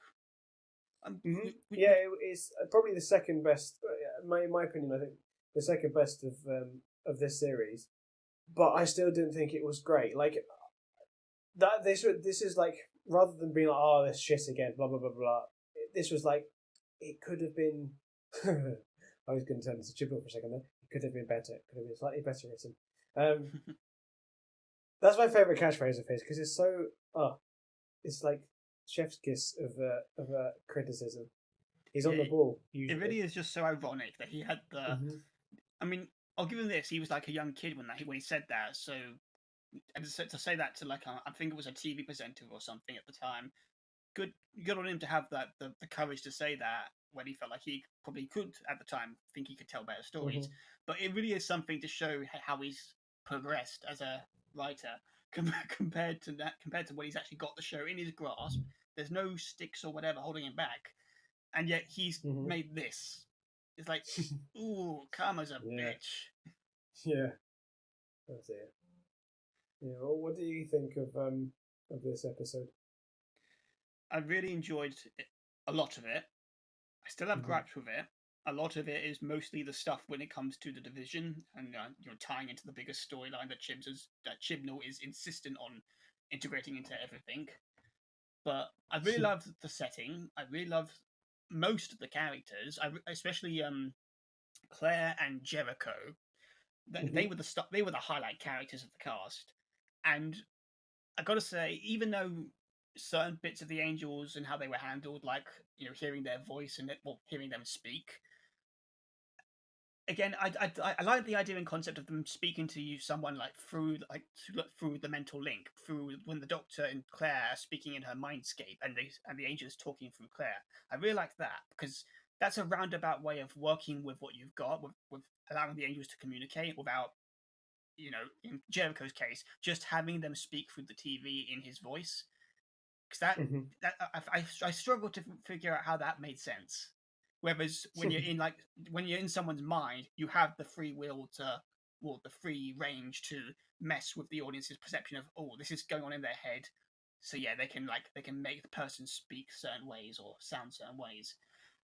And just in general, how the Angels were able to approach this entire episode. Really, I love the music too, especially the what was it? I can't remember. I'm blanking on what it was, but there was a string of music that they used every time the Angels appeared and took someone back in time. I really loved that. Oh, sure. Well, yeah, I think the music, the soundtrack in general, has gotten better this series because it's been criticised a lot for being very just like plain and like atmospheric rather than like Murray Gold was more like the word bombastic is used quite a lot, which I don't like that one. It's overused, but like his score is very like lots of themes and lots of big big tracks and big pieces. But this one, I don't know, I can't remember the guy's name, the composer's name, but his stuff is more just like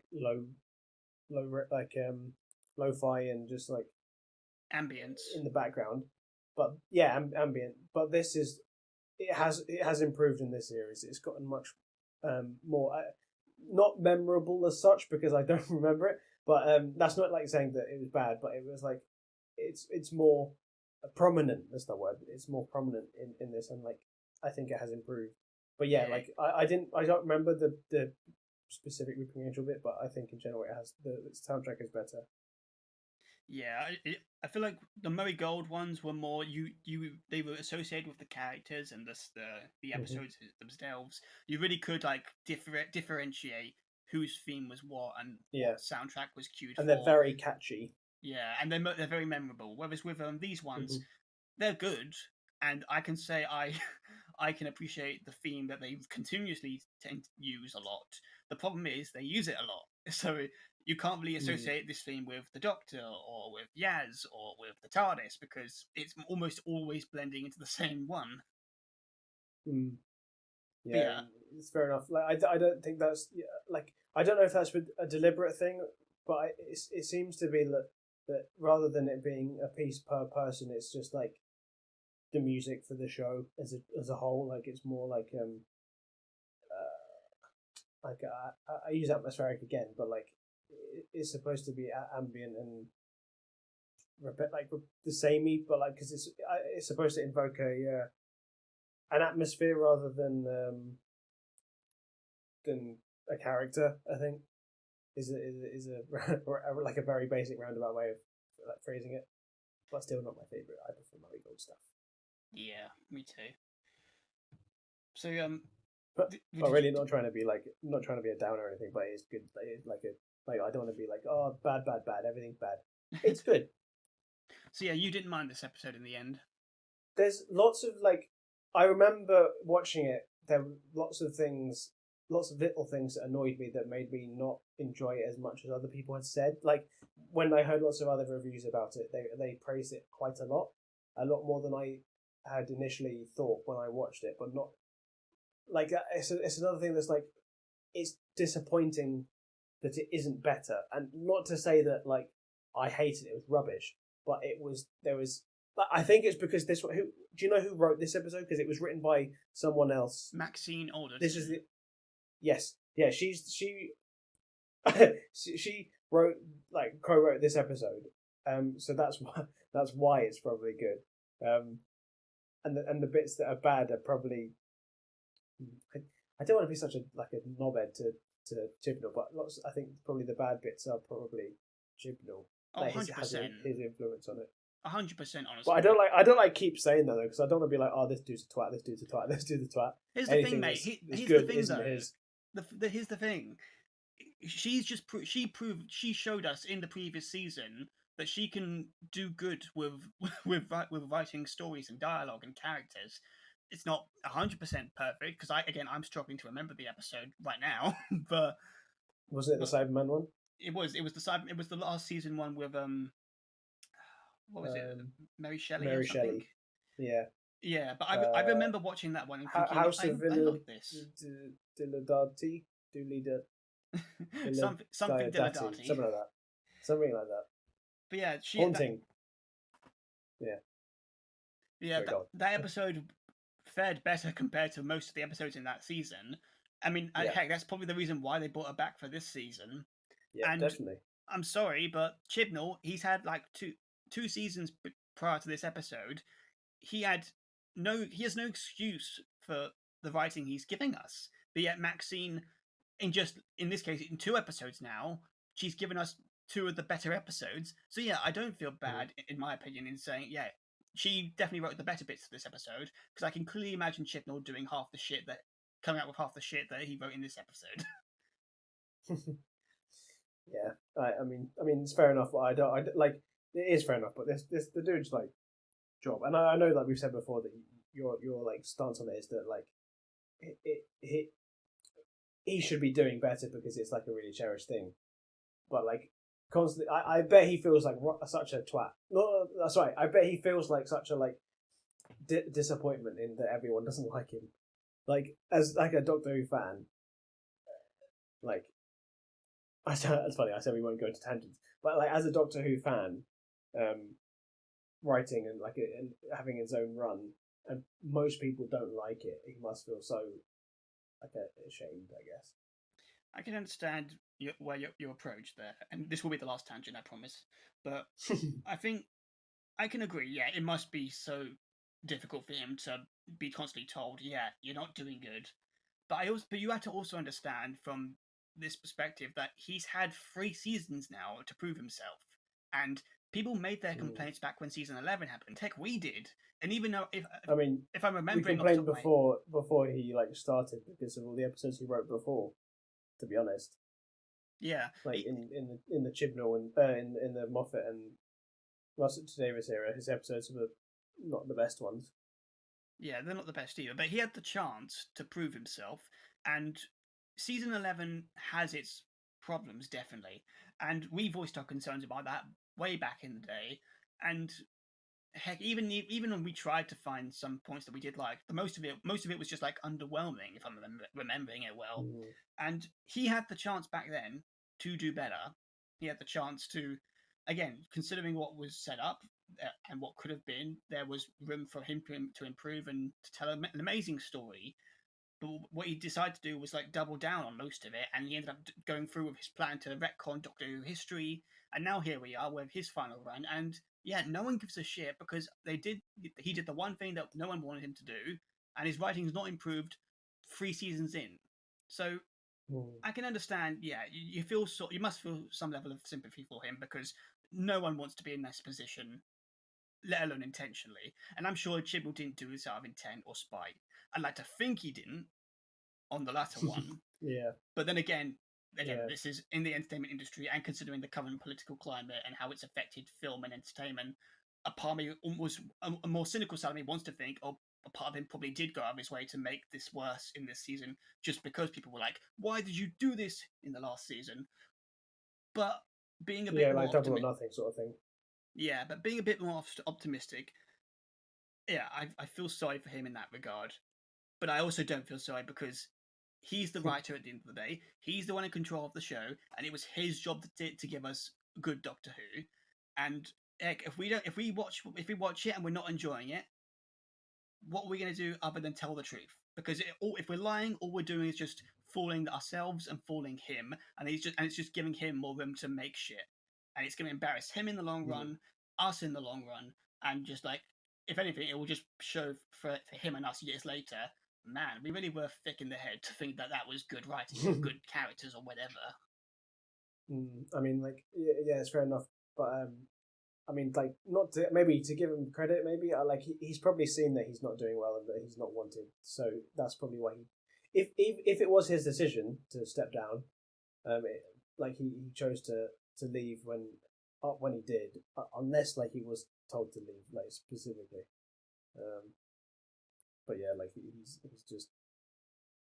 he's gone. Well, he's gonna be gone soon, and that's all we can pray for. That's all we could have hoped for. Yeah, like given his run. So yeah, I'll just for it to be over. God hope so. So I'll close off with my negatives to this episode. We're missing a 10-year-old girl. Very responsible. I don't know why she'd run away. Is the line, the first line that made me double take. Brilliant. Because I'm like, yeah, madam, she's a 10-year-old girl, and I get it, and I've advocated this before. Kids, they can be smarter than you let on, but at the end of the day,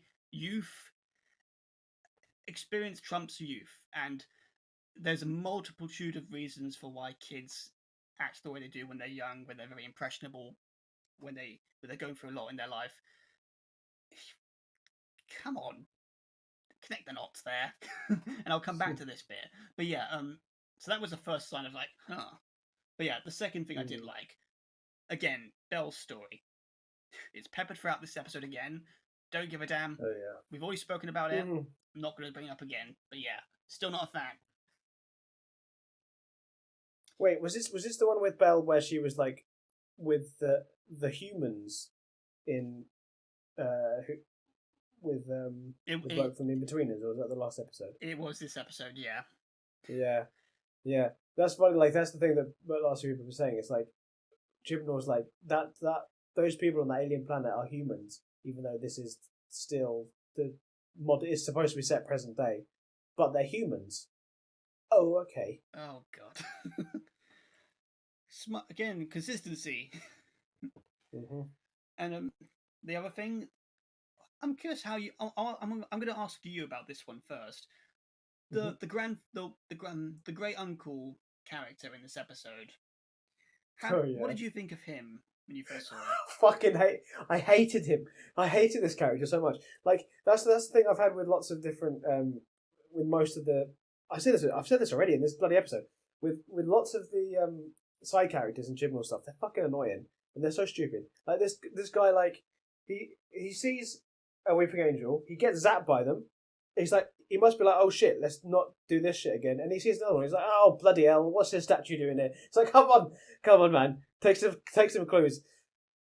They're just so like, these characters in particular are so like one note, and like if they're written to be annoying, which is like fair enough, but they have the one, like I've said before, they've got the one personality trait, and that's it. That's all they get for this episode. Piss me off. That's the long and short of it. Is that cool? It's just very like it's an annoying character. What about you? Because it really, same thing. It really frustrated me when I saw a lot of his scenes, because I don't want to go too much into my personal life. I won't. I'll just say this: I really love my relatives, my elders.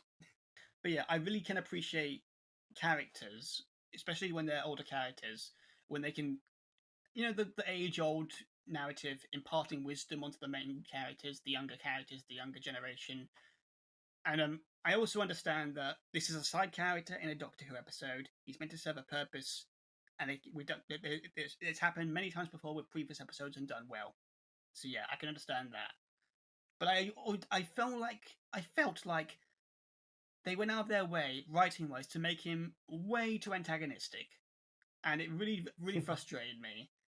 And I mean, there's a line in the episode where his wife says 47 years of pain describing their marriage, and I'm just like, wow, either he's a really shit man at his heart, or there's a lot of stuff behind that story that we really should figure out about, so we can understand you guys more as characters, but we don't.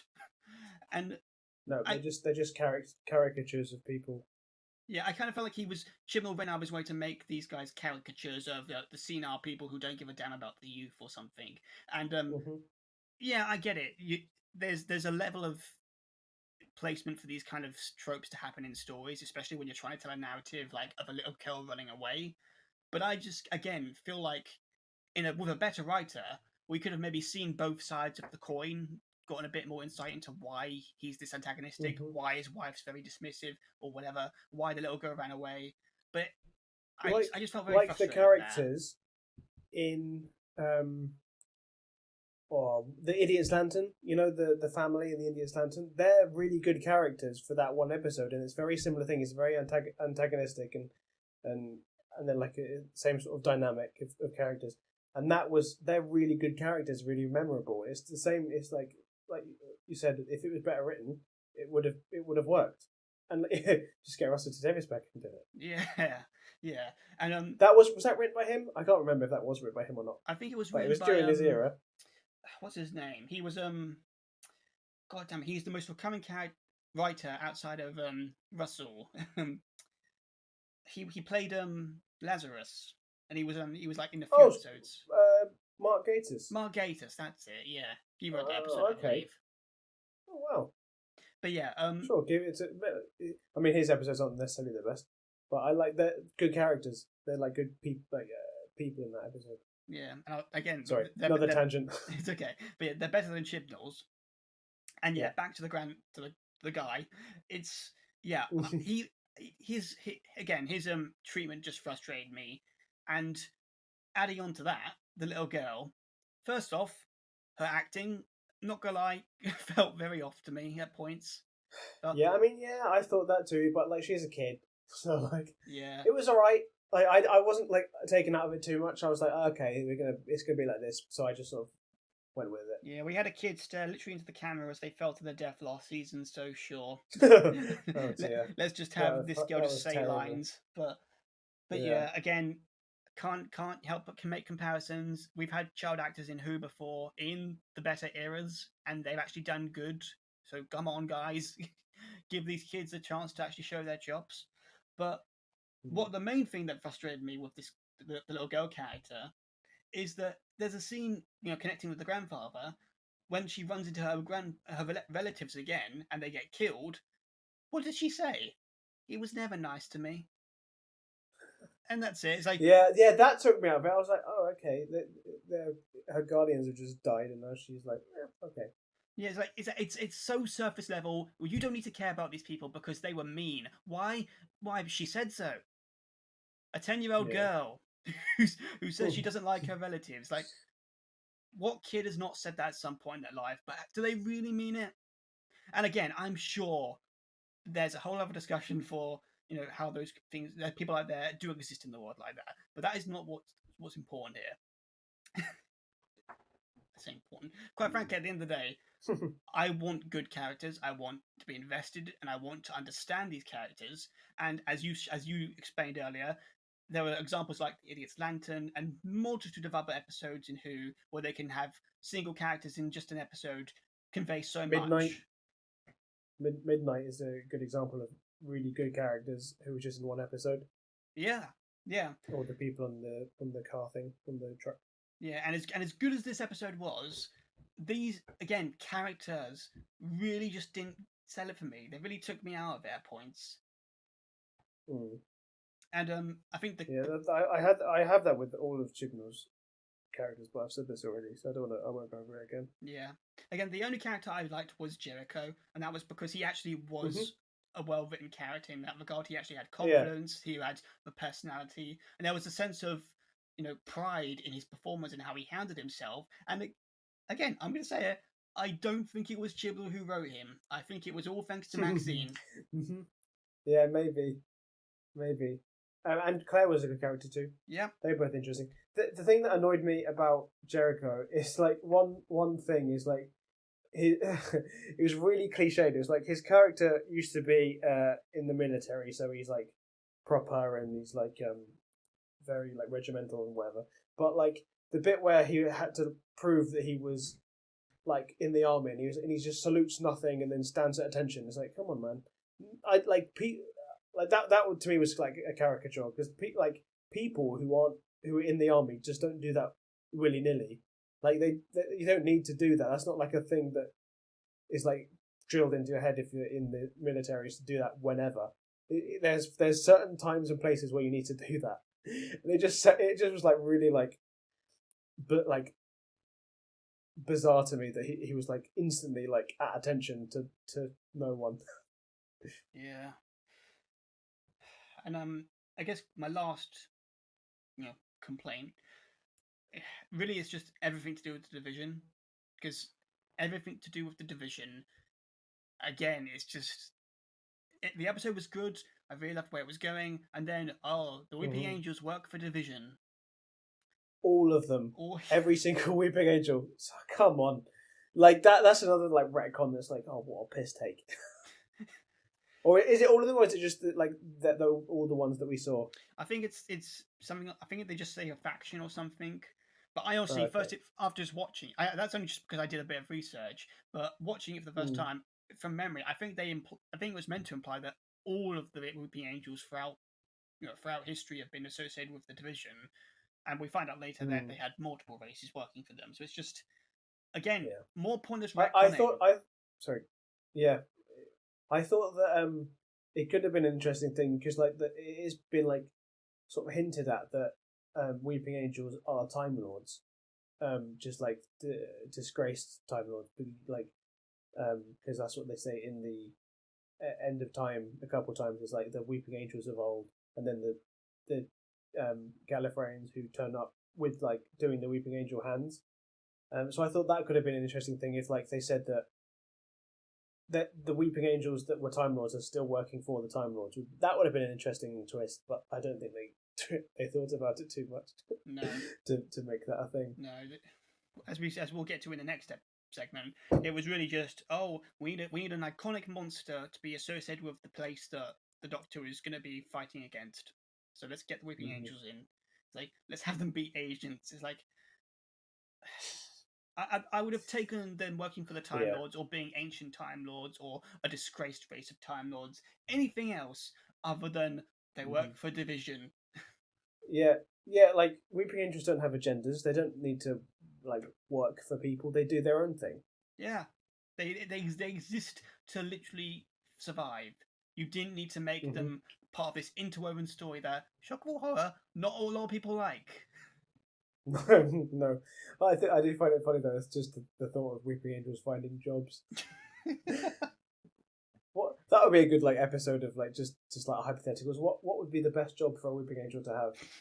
Like where you have to like move really quickly and when no one can see you. Yeah.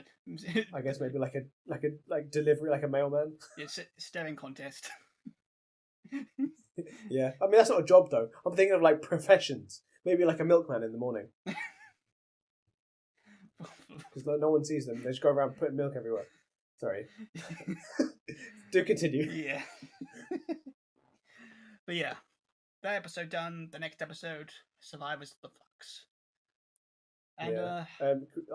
Can I start that with the cliffhanger and solution to this episode from the last episode? sure. So the cliffhanger was that the Doctor was turned into a Weeping Angel, which visually I thought they did really well and it looked cool. But like I wasn't taken out of it because lots of people said that they thought that she was just going to become a Weeping Angel forever, and like I thought they specifically said that they're going to turn it into a Weeping Angel for transport, and then they did, and then she was transported as a Weeping Angel to wherever she was needed to go to, and a bunch of people were like, oh, what's this about? I thought that she was going to be a Weeping Angel forever. It was just done for gimmick. It was done for gimmick, but also they didn't explain why. So I thought that was all right as a cliffhanger, but they didn't do much with it. Did they? Yeah, I feel like this probably would have worked better if it was in a hypothetical scenario. If we didn't get a shorter season and it was, we got two parters involved and it wasn't one cohesive, one continuous storyline. Maybe this could have worked better as a two-parter where part one was the Angel episode, the Village episode, and part two could have been all in the Doctor's head. So if the episode had been about the Doctor trying to fight back against the Angels in her mind, maybe there would have been a bit more oomph and like energy and drive to feel like she got out of it through her own will, sheer willpower. Yeah, and they could have had a really trippy episode, like visually stunning. That will be where the budget goes to. Like if everything was like interesting, like Hellbent. Was it Hellbent? Was that a good one? Yeah, Hellbent. Hellbent, Heaven Sent. Yeah, Hellbent. No, like Heaven Sent. Exactly like Hellbent. Heaven's, whichever was the one where he was trapped in the maze, in the maze castle. If it was like that, where it was like ways the Doctor has to do things, but mentally, and like everything was like visualized, that would have been. That's a really good idea, actually. Not what I just said. What you just said. Yeah. But yeah, they don't do that.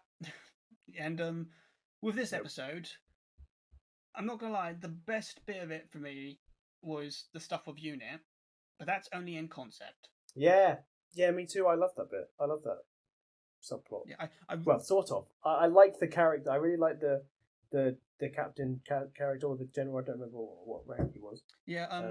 Are we talking about the villain? Addition.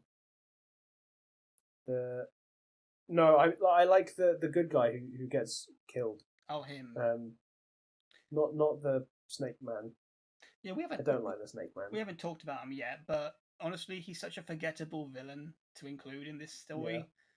I feel like he's more of a side character to Vinder's more than the rest of the series, really. And it would have been cool if he was like a main villain that was the reason why Vinder was in the plot, like because they didn't really have a massive conclusion to that storyline, did they? I don't think. No. But like if he was the main villain rather than Swarm, or if I think I've heard this before, if his character was just combined with Swarm, like as if Swarm could just turn into a human at some point, and that's who the character is, and that's what his goal was, like to do that.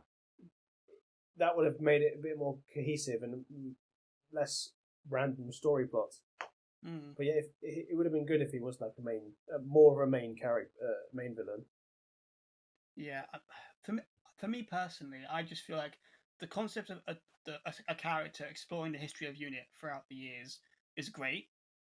My complaint with it was the fact that it was through the eyes of a villain, because again, I feel like how much more better would have this concept been if it was through the companion's eyes? I mean, and again, borrowing from a previous conversation we had before, let's just say instead of Plank of Wood Yaz, we had a companion that had a long-lasting lifespan. How cool would it have been? The companion gets stranded in the past after the Angel episode, and they have to work their way back to the Doctor in the present or to a certain point, and they end up getting involved with the history of UNIT, and because they've been traveling with the Doctor for a long period now, they understand sort of, the history of importance of like non-interference. So they go through different aliases and they form their own little team, sort of like Torchwood, but it's not Torchwood, where they've basically got, I trust you people with my life and my secrets. We can't let anyone else know about this, just us three or whatever. And it's basically just those people working together throughout history, helping UNIT when they can. I mean, that would have been such a cool way to make it their own little team, and that could have like branched off into Big Finish adventures. And I'm going on a bit of a tangent as well, myself now. So sorry. That's right. No, but that sounds really interesting though. Like, have you seen Eternals? Yeah, because all those characters are like sort of immortal basically, and there's like one character who like,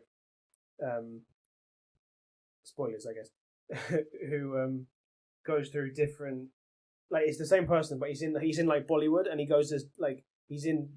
has like however 100 years in Bollywood, but he just play, like, pretending that in each generation he's like his granddad and his great granddad, and like he goes them different through the history as the same person, and it could have been the similar like thing to that.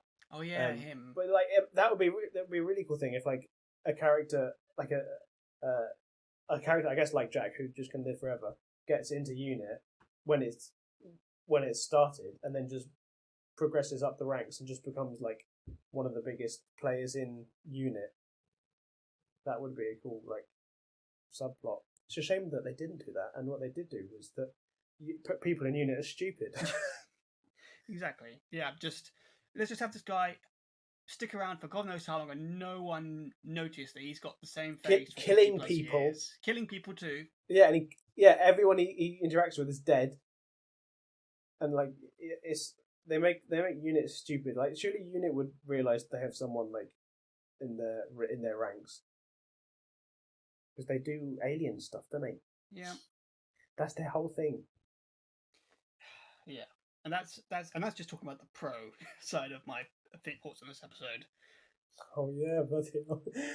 So yeah, that just shows, doesn't it, the good bits of your of what you consider about this series turns into bad bits. Yeah. So yeah, negatives from here on. Yaz and Dan, they spend 3 years together, stuck in the past. Oh yeah. Their relationship should have been completely different. They should care about each other as if they were friends, best friends, or maybe even family. They should have a completely different dynamic compared to the previous interactions in the episodes. Instead, it's treated as if only a few months or even weeks have passed, and that's just me being generous. It could literally have just been a few days. And of course, Dan's introduction in this episode is a joke, falling on his face through the roof. Oh, yeah. And while Yaz smoothly lowers herself down without a care in the world. It's because she's mastered the act of rope. Yeah, and a bit of a side. I don't know why I have this in my notes. Honestly, I was tempted to delete it because I'm sure it means nothing. But why were there candles in an abandoned temple? It's just like the set dressing. They're like, oh yeah, that'll be there, even though no one's been there for years. Okay. On another negative, we finally get a reason as to why the universe isn't wiped out from the Flux, and it's revealed that the Doctor did it because of time energy from the first episode. And I get it; it's acknowledging a plot hole at this point about why the Flux didn't destroy everything, but this is just like more referring to the fact from the bit from earlier where you shouldn't have done that, because it just added more baggage and more storylines that we didn't need to see explored. Because honestly, at the end of the day, when the universe is in peril, that is motive enough for anyone to act. You don't need to have all this stuff of survivors, planets half destroyed, alien races taking over. It's like, just have the universe on a countdown before it ends everything. That's enough to really make people drive to try and save the day. And This is just more like like as if the flux didn't happen until the last episode. You mean? yeah, that should have been how it was done. Hmm. Instead of just letting it happen in the first episode, just have it be like, oh, it's gonna happen. We have to stop it, or it's inevitable. We have to find a way to protect everything, or something, anything better than what we got instead. Yeah, I mean, I do like the idea though of like a sort of power imbalance, like something not like I'm not a big fan of the flux, like the flux as a concept, but like I like the idea of the Sontarans like making their way through the universe, like making it an empire, and I thought that could have been like similar to how Flux did work, like how it's sort of a universe wide thing, but instead of an arbitrary force, an actual tangible threat, like an army, like a maybe a time thing, like you know how it was with the Sontarans, like in episode 2, where they went through time, or they were in Russia in whatever the 1700s or whatever it was, or 1600s. If that was like an entire series thing, that would have been cool. I mean, also about that, about sorry, go on. But yeah, exploring alternative histories throughout an entire season, that would have been such a fun way to do it. Yeah, like with it still with a like a parallel timelines and everything, but without like a flux just being destroying everything. That's a bit boring.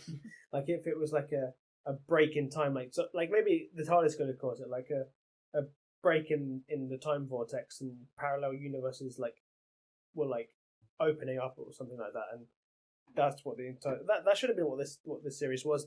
I think that's what a lot of people thought it would. Yeah, be. I mean, however, it was just a big mass destroying things. Yeah, I mean, again about they should have made this like the alternative realm where the Timeless Child stuff was canon. It was just from an alternative universe. Yeah, just exactly. have it set in that universe where history is different, where the Sontar did invade in the past, where I don't know, famous people who died are alive. Where I mean, you could have had fun with maybe some characters, like maybe what's his name? I'm blanking on his name again. Dog guy, Carvanista.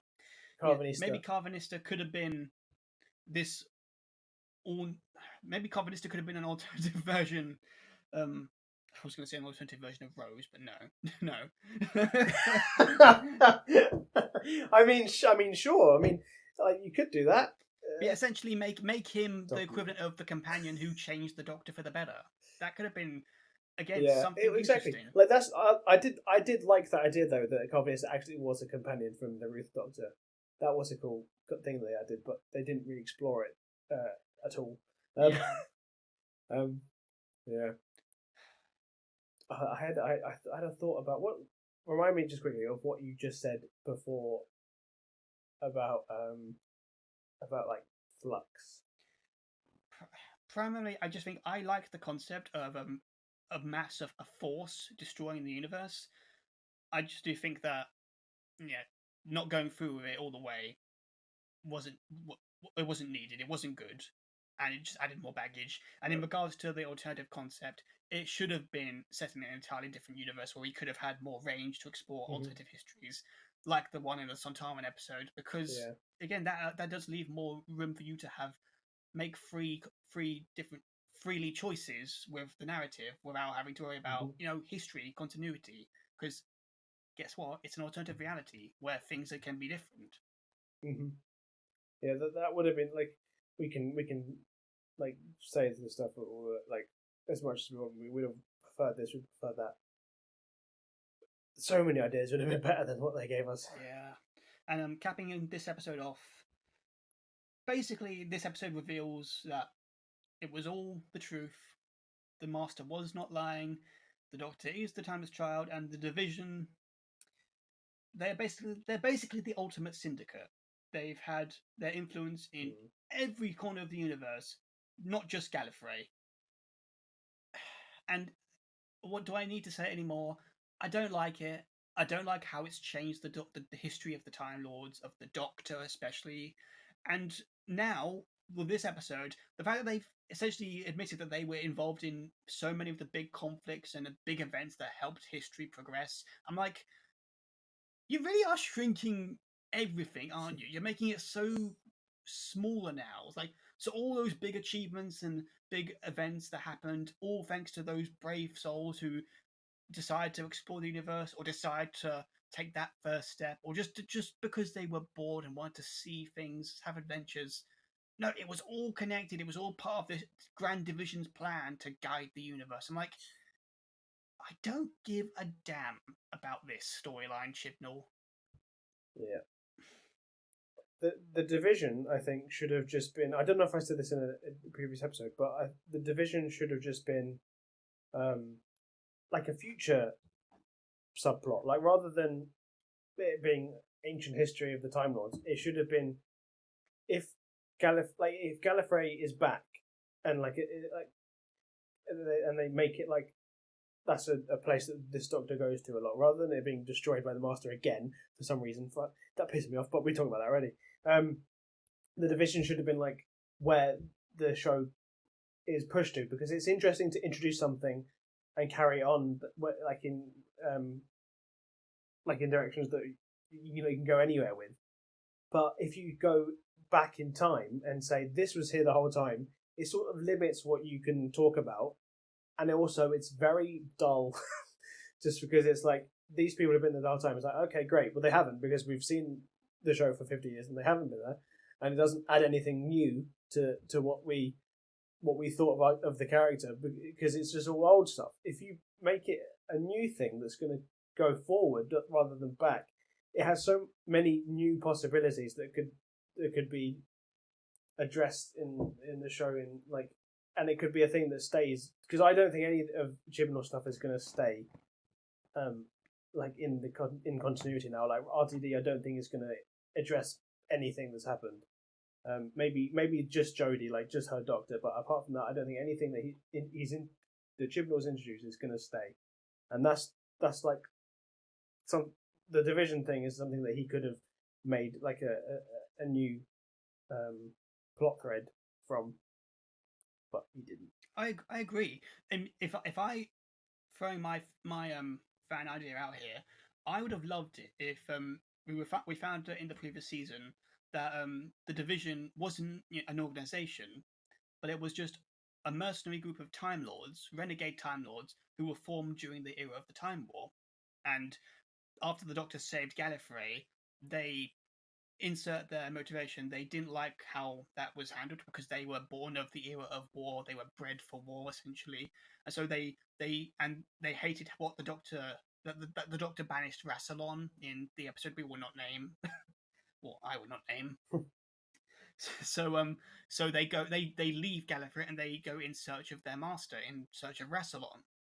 So really, that's like the cult of Skaro. Yeah, sort of. Yeah. So we could have had this entire group of evil Time Lords, essentially, who in the future maybe they do become an organization from their influence, and basically they could have been recurring antagonists for the Doctor, who could have tried to intervene with big events. And heck, continuing on from our last episode conversation regarding the Timeless Child, again, people can watch the episode for more context here, but essentially, if the Timeless Child was an independent character and not the Doctor, again, you've got a great storyline to follow with the Doctor there, trying to find this Timeless Child.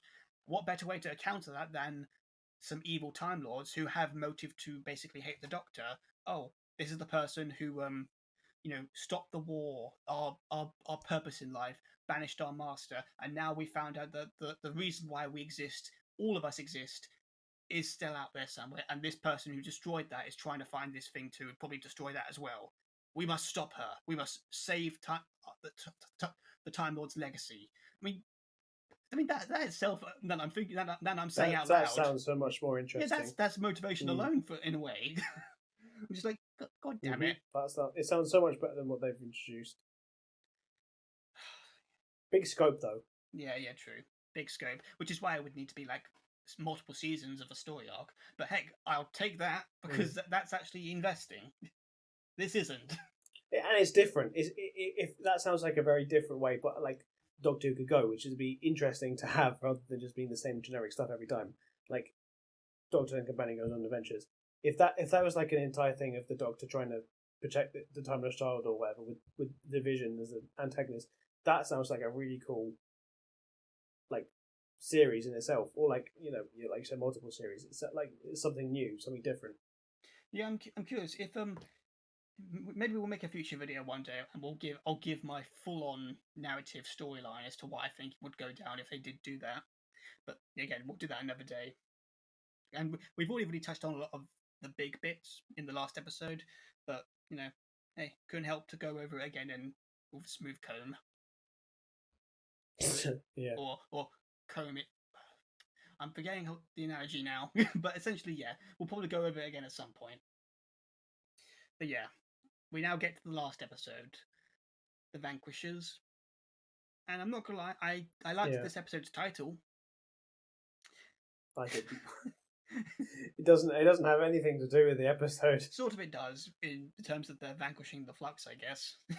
But oh bloody hell! That's what I mean. I just said that in this episode. Bloody, they choose the loosest possible name for the episode and be like, yeah, that's fine. that's relatively related. Yeah, but yeah. Aside from the title and the one concept here, which is really cool, where the Doctor is literally split into 3 versions of herself. I found that. I don't think that is cool because that's just a rip-off of what's the episode? The episode with Davros in it with David Tennant. Oh, the Journey's End. Yeah, that's just a rip-off of that again. Literally in the episode's finale, there's a couple of the same Doctors. It's the same. No, it's not. It's nothing new. I don't think it's like, and I've heard someone say it's just like they wanted to go one up on Journey's End by having 3 Doctors this time. Yeah. But yeah, you go on there. You said you liked it. I liked it more in the sense that it allowed the narrative for the Doctor to be put in different situations and how it could have affected her. Because we have one aspect with her, one splinter of her is like being tortured by Swarm, another is working with the humans on Earth, and the other one is like with Carvanista. Again, they could have played with that, and again, with better writers, and if Jodie had like more stories to tell beyond like the 3 she has left off this episode, but they could have maybe explored. I mean, say that Doctor who was getting tortured after she gets sent back into her one body. What if she got PTSD? What if she got scarred from that experience? Mm-hmm. That's an aspect that would have been quite interesting for the Doctor to approach. Suffering from those wounds. But no, they don't do that. But no, because like I was like, oh, they might do that in the next ones, but they didn't do that in Eve of the Daleks. So I don't think they are going to have that as a thing, are they? No, unlikely. And yeah, again, at the end of the day, it's more of the concept that I can appreciate, because what they end up doing with it is really just them allowing them to have Jodie again spout exposition and get half the characters from plot C, D, and E to the main plot to converge, honestly. And again, it doesn't. It's on paper you can sort of see aspects of how this could work, but again, there's too much going on, and a lot of it feels like it's not cohesive or done well enough to feel earned. Yeah, in my mind, the reason why there's 3 Doctors is because there is so much shit going on. They need to wrap it up as quickly as possible, and the best way to do that is just to do it all at the same time. Like I said before, it's just like something else that's really cheap. Yeah, like a really cheap way of getting it done. Like, it's not creative, I don't think, to be like, oh yeah, we can fix everything at once by just making more of the intelligent character. Yeah, intelligent. Yeah, that's a bit generous. the character who seemingly can do everything. Yeah, but yeah, All right, that reminds me of something. There's too much Sonicking in this series. There's too much Sonicking in the entire bloody series, in the entire era. She doesn't need to use Sonic so much. She uses it on someone who's dead, and she's like, "Yep, they're dead." And she's like, well, "You don't need that. You don't need to use it so much." It's annoying. Sorry, that was just a quick tangent. Read the room, Jodie. I think he's dead. But yeah, exactly. But yeah, so yeah, going on to the negatives again for this episode. The episode opens literally with Yaz easily swinging a rope that opens the door, and that kills all the Oh, Sontarans yeah. without harming them. Like I said, she. I mean, they set it up, didn't they? She's now good at rope. Like I said before. God damn it! It happens so quickly. It's like it's jarring to even. It's too fast, and also It seems that they were being attacked by stormtroopers. yeah, because there's shots of them clearly being missed, and yeah, I mean I think I actually saw this bit in a YouTube video or review of the show, but there's clearly how it's shot and angled. The gunshots are clearly coming from the direction where they are hiding behind. So how can they be I saw the missing? same video. Yeah, they're literally sitting still, and you're shooting at them from where you can see them, and it just misses. Yeah, god damn it. And continuing from that aspect, literally when the Doctor reunites with his companions after, in their perspective, 3 years, what does Dan say to the Doctor? He literally says to her and us, the audience, Yaz was amazing. That was like, oh, I'm like, well, they're doing this again. They did it before with Graham. Why are they doing it again? She's not amazing. He's just saying that, so we think she is. They don't touch upon, again, what we said earlier. They should have had a completely different dynamic together, and we should have seen all of that. We should have seen that development, that journey they went on, to really feel the changes with these characters. And what do we get? Oh, she was amazing, Doc. You should have seen her. It's like, we wish we could see her. Why did you do a Birmingham accent? He's from Liverpool. I don't know what accent I'm making, mate. Well, it should have been the other way around, though. To be like, honestly, it should have been Yaz saying that about Dan to the Doctor, so like to give more of a reason why she asks him to come and stay with them as a companion. Honestly, yeah.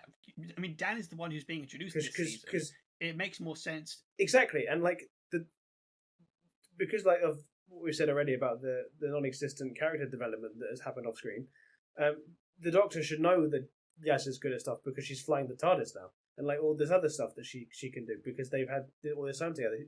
Dan doesn't need to tell the Doctor. The Doctor doesn't need to know that Yaz is amazing because she already knows that.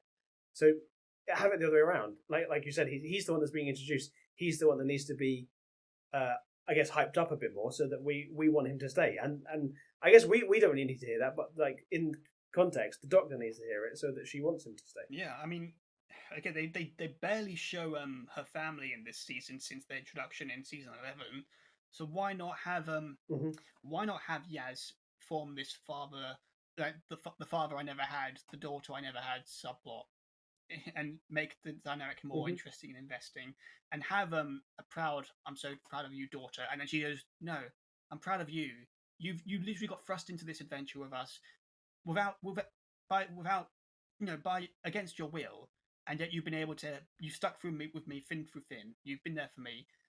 Thank you. I mean, again, there's so much you could have done with this dynamic with these characters, even in this season. And again, we're talking about a character who's had 2 seasons worth of non-existent development that they could have done something with her and with Dan. Yeah, they didn't. Yeah. And again, god damn it, said it too many times at this point. So moving on.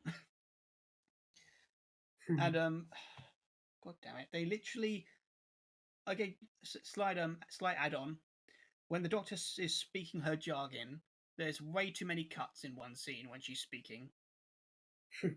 Which was that? I'm trying to remember. I think it was like the scene not long after she got reintroduced to the gang. But I'm just like, she's just speaking for a few lines of dialogue. Why do you have so many cuts in one shot? unless they just like, they couldn't get the take in one take, but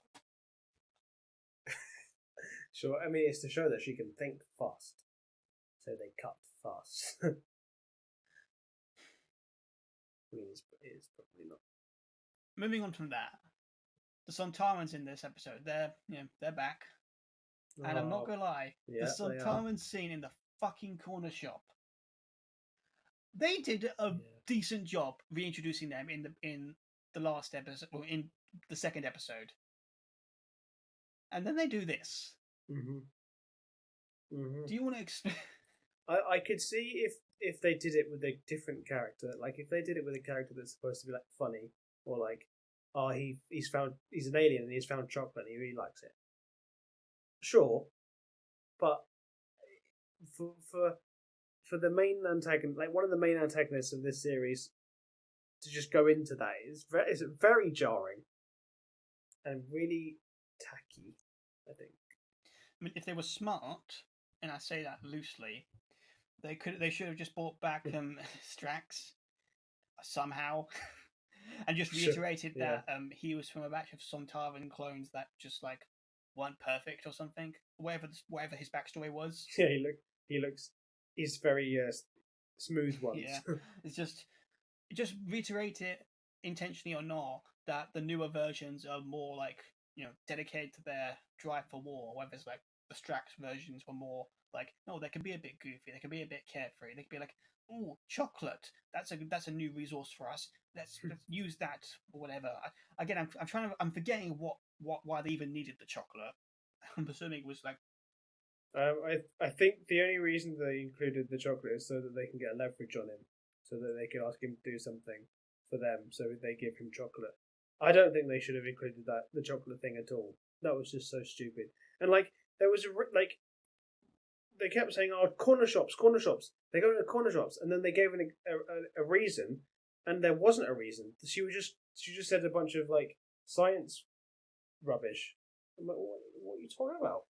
Why is this related to corner shops? What corner shops got to do with something? It's just it's a thing that I think that Chibnall thinks how Doctor Who works. It's like, if you can't think of a reason for something, just let the Doctor speak a load of rubbish, and then you'll accept it. No, I don't accept it. It's stupid. Yeah, and moving on from that bit, again, we talked about this earlier, but we find out in this episode that Carvinista was a companion that the Doctor abandoned at some point in the past. Again, we've already talked about it. I like it, and I like bits of their interaction and how they react to that bit of news, and at least how they handle it. Although I do wish that it was a bit more emotional compared to the explanation they do give, because they say that he's got a chip or something in the back of his head where if he tells the Doctor the truth, it will blow up or something.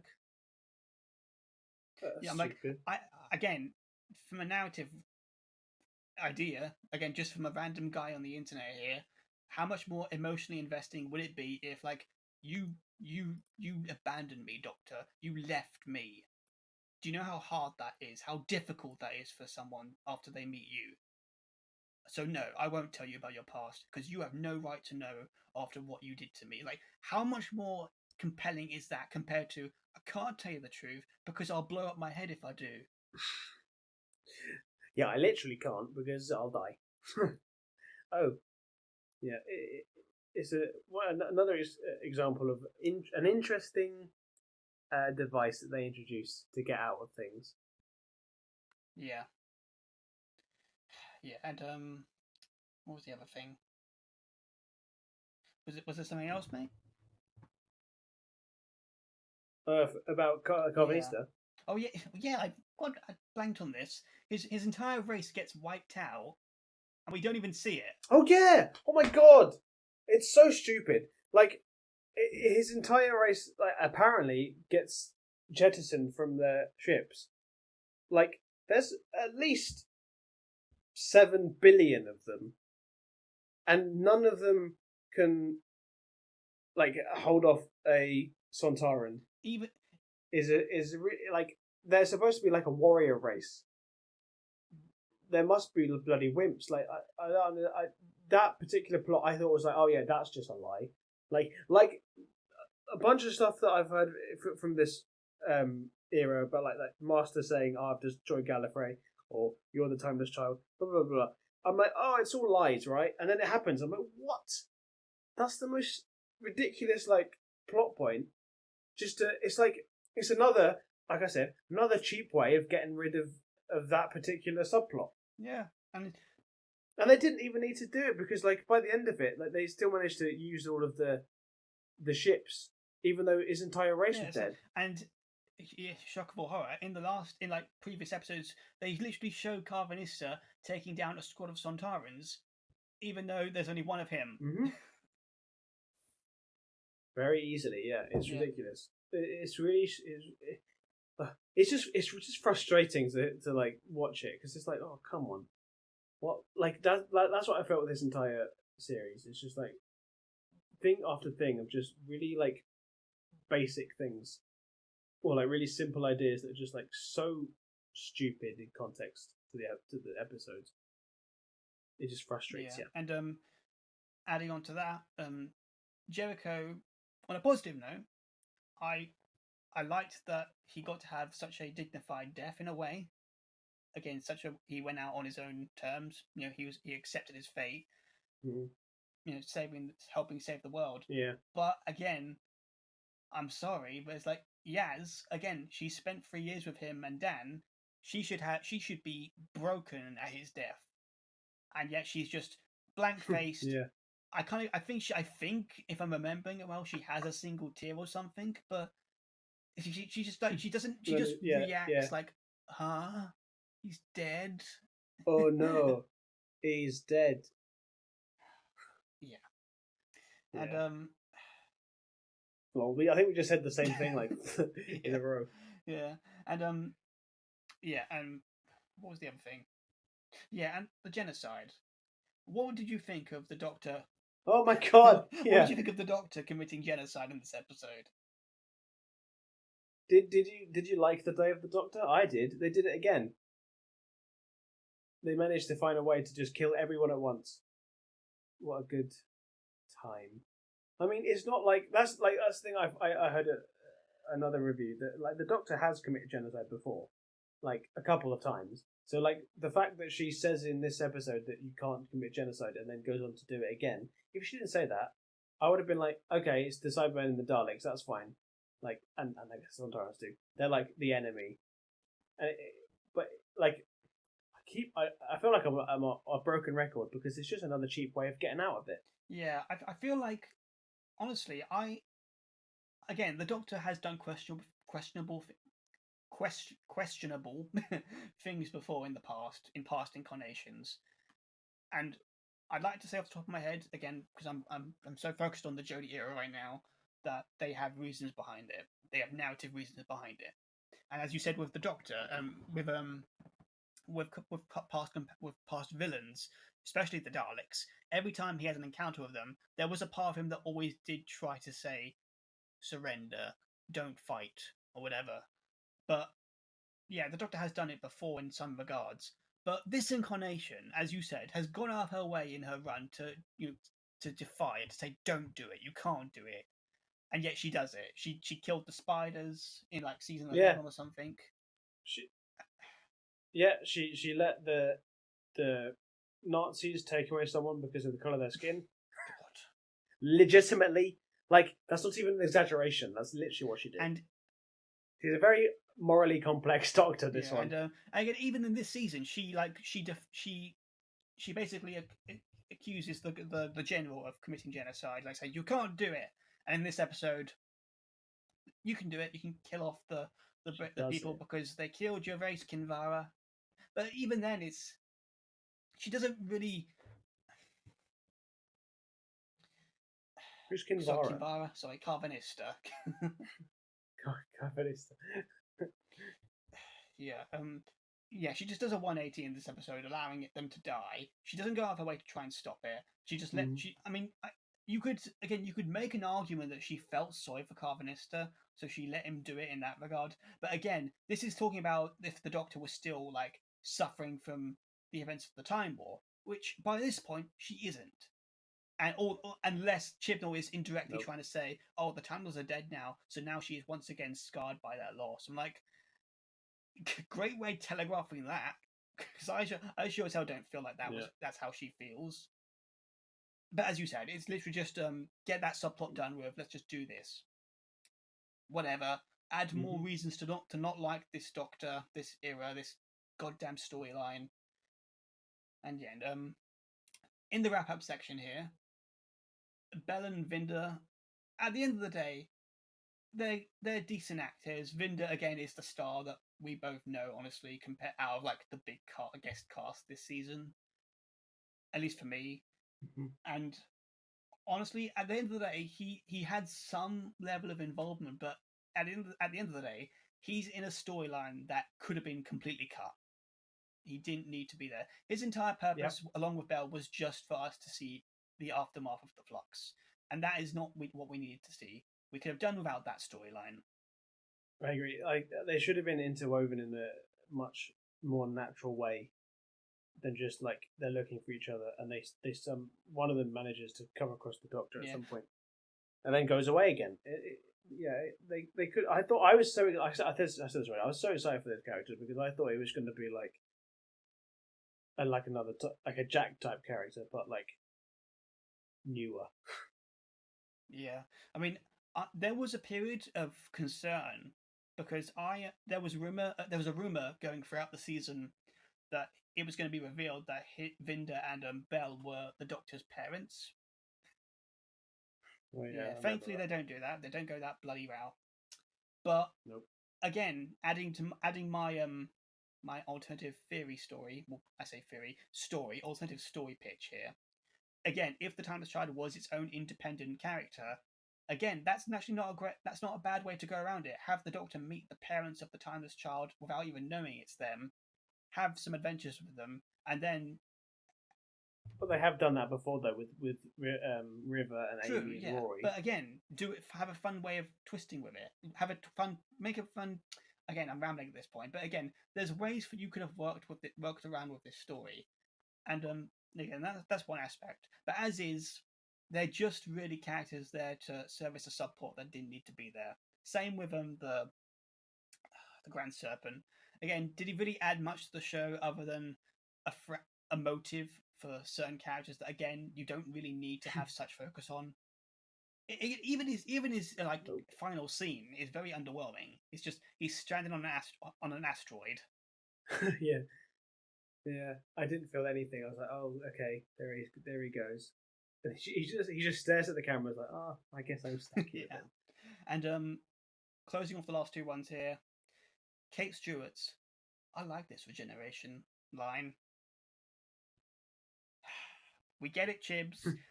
You've got Why? You get it. You've got to make every important previous Who companion or character like this version of the Doctor. We get it. We're not buying it. We're not fools. I mean, it'd be pretty shit though if they introduced these like old characters and be like, "Oh yeah, I don't really like you anymore."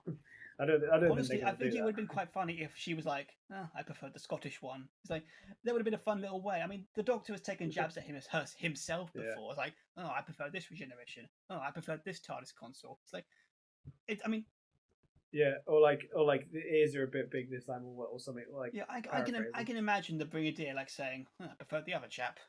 It's like, yeah, why not have Kate Stewart go like, yeah. That's James Bond. Yeah, but yeah, why not have Kate Stewart like say, I prefer the guy with the bow tie. It would have been a nice little funny moment. And if anything, again, if we are going to see Jodie in the 60th and her meet 11, heck, I could have had some fun with that. It's like, oh, Kate Stewart preferred me over you, you know. Mm-hmm. Really? No. But yeah, great writing there, Chibs. Or subtlety, like. And yeah, the last point I've got here. Yaz finally, well, I say finally because they do it more in the next episode. But yeah, this episode more just like further teases a possible romantic connection, and we'll talk about this in like the next episode, the last segment. But yeah, I guess as an overall wrap up for the Flux storyline, what did you think?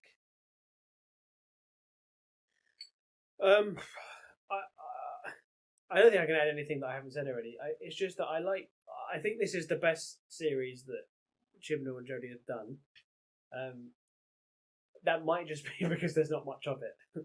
Like there's only 6 episodes, but like, there's still a lot going on.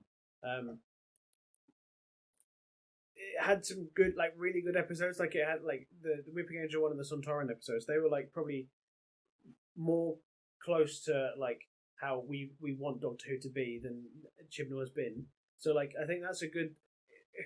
If Chibnall was staying, I'd say that was a good stepping stone for him getting better. But it's just now being like, okay, he's going, so it doesn't really matter anymore. There's a lot of shit dialogue. There's a lot of random characters. There's a lot of better characters. Like I said this before. There's a lot of characters in this one that I preferred, or like that I was actually invested in than there has been previously. Doctor I still find annoying. I don't like Yaz still. I like Dan. Vinda and Bell were interesting, but like they didn't really go anywhere. The unit stuff was interesting.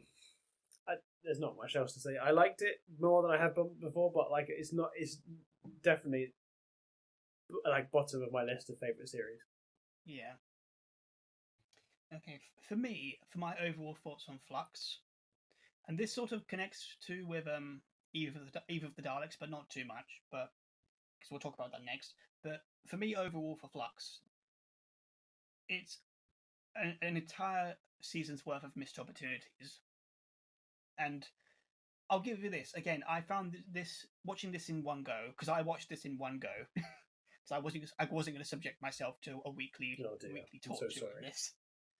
But despite my consistent frustrations with a lot of it, I would say this is honestly Jodie's best season, and that's not saying much. But honestly, it's short and it's got a lot more I can work with for the most part. But this really was just a season of missed opportunities. It had some interesting and cool ideas, but most of it was squandered, or like it was squandered by just Chibnall's terrible writing and poor execution. And for a series that was said to be one consistent narrative, in lieu of past stories like Classic Who, what we really got was just solo stories that each followed a narrative connection. And it's not a big problem, but when the narrative has more than 3 storylines and a ton of characters that you're meant to follow and get completely invested in by the end, all condensed into 6 episodes, it's quite clear that Series 13 tried to juggle more than it could chew, or juggle more than it could carry. And we just weren't given enough time to explore with it. And the main characters that we're meant to feel invested in, I mean, Yaz continues to do nothing, even though the writers keep trying to make us like her by telling us about the amazing things she's done and is. I'm sorry, again, it's not going to work. And again, you look at past companions before who had lesser seasons, and they've got more of an impact compared to her because, shock of all horror, we've actually got characters in them that we can invest and like. And Dan, while likable and at times funny, he has his moments. He isn't that of an interesting character, and half the time he's just used for further exposition, and the other half he's there for a source of comedy. He has his moments, but again, there's not really enough for us to really feel like this is a big change. And of course, the Doctor, in the end, for me, by her 3rd season, Jodie still she's just so not interesting and flat for me. She's failed to grip me, and she's failed to grip me as a compelling incarnation of the Doctor. She's very selfish at points, and at times hypocritical. At worst, she's just boring. And I'd honestly say that this is due to the poor writing at the end of the day. Because Whittaker herself, chops to her for rambling through all of this dialogue, honestly, and trying to be invested. I'll give her props to that for being a great actor, for actually trying to sell this character. But I just do not buy this Doctor, and I'm really looking forward to seeing her departure. And the fact that she has to rely on the storyline of the season to keep her involved is just, again, that's really all you need to show there. It's something when the defining thing about the Doctor is the storyline and not the Doctor themselves. God damn it. Yeah, that's fair enough. Yeah, like you said, it's like the fact that this incarnation is so unremarkable. It's like you don't remember her, you remember how bad the series is. Yeah. That's a fair point. Yeah, it's funny that like you're like I just can't wait for her to leave. Yeah, like I was thinking though, like when you said that about Jodie, Jodie Whittaker is like a really fun person to watch, and if her character was more like that and less patronizing, that would have been so much more interesting to see, and it'd be fun just to see like her just enjoying herself. I think you did get that. I think in the scene where she was like being like interrogated or tortured, like she was a bit more fun then. I noticed. But like if she was like just like herself, I know that's not the point of the Doctor. The point is you have to build a character, but the character that she's been written to have is non-existent. It's just, and it is such a shame that the first female Doctor is like a bad incarnation. It's just going to be like try and essentially basically like prove people right in that a lady can't be a Doctor. It's like, well, of course they can. The writing is terrible. Again, I want to hope that, you know, because we talked about this before, our choices for Doctors, I believe, and a part of me does hope that we get those wishes, those wish castings. But honestly, I can see them going around the same route again to try and like second chances or whatever. And I'm not gonna lie, if Chibnall can, fuck Chibnall. If Russell, if he has his act together still, if he's still the same guy that we knew when he was writing the show over a decade ago, if he's still got that talent and he thinks the casting is not important, it's just the actor and what they can bring to the character, I'd be all for giving them a second shot. But again, if we get another run with, again, the entire drive was just to stick it to the masses or just like stand out, like we're being right with the times or whatever. Again, we've talked about this before. Fuck it, I'm not interested in talking about it anymore. But yeah, what you basically said already. It's a really poor way to handle the first incarnation of the Doctor to be female in how they do this, and I hope that if they do it again, if they give it a second shot with Russell, I hope that they, have good writing behind them because they really need it. And if they don't, if they decide to go with another actor, I mean, then good. We'll hopefully get Doctor Who back on track to a good direction, and who knows, maybe down the line at some point in the future, we will get another female actor to play the character, and they'll be able to sell it much better than what we got here. We'll have to see, I guess. I do think though that the next incarnation will is a higher chance that it will be female because I've heard Russell T Davies talking about he said that he wasn't brave enough to cast a woman when he was in control, but I think he will do now. And I think it makes sense for him to do, and it also makes sense just for the show because it seemed weird if it was 12 incarnations as a man and then one as a woman and then back to a man again. It felt sort of like a cop out, not like a cop out. Like it felt like oh, we tried, but we're not going to do it again. So I think that the next one has a higher chance than most of being a woman. Yeah, I mean, I think. Well, yeah, that is a conversation for another day. Again, YouTubers with more experience and insight into that field of the conversation, you can look those up. Yeah, you'll be able to get their thoughts on that there, and some of them, you can decide on your verdict there. But here, at the end of the day, I just want good writing. I just want a character I can be invested in, and I want to care about the story and the characters and the show again. And I hope that we can get that when Russell comes back. Because what we got here, again, just another example, a third season of just poor writing, bad execution, and not enough development. What else? What else to say after the 2+ hours that we've been talking? And I was considering going into a big-winded conversation about Eve of the Daleks, the first special of the 2022 trilogy of specials, I guess. But I'm getting tired at this point. So, do you want to just summarize what you thought of this episode, mate? Yeah, it was a cool concept. Having a time loop being created by the TARDIS malfunctioning. That's a really cool premise. I like to have a Dalek in it is a good inclusion as well, because it's like a character that doesn't need introduction, obviously. So like you can just get straight into it. The characters I liked, like I like Aisling Bea, and I like the other. I don't know who the other bloke is. I know Aisling Bea from before Doctor Who.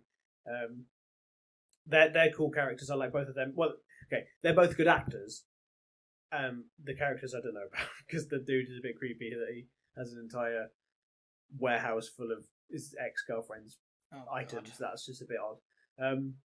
But that's just like the caricature that Chibnall likes to create for people to have, so they're not actually human. They're just puppets for him to do whatever.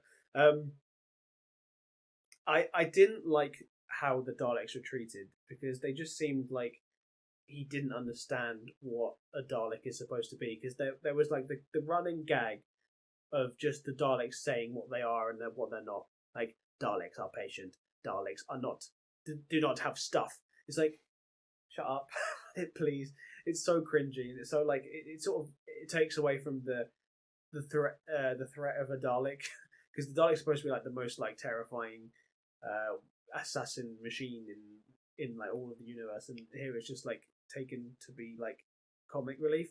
And there's a couple of things that really piss me off, like in other episodes of Doctor Who, the Daleks can just shoot a door and it will explode and fly out off the hinges.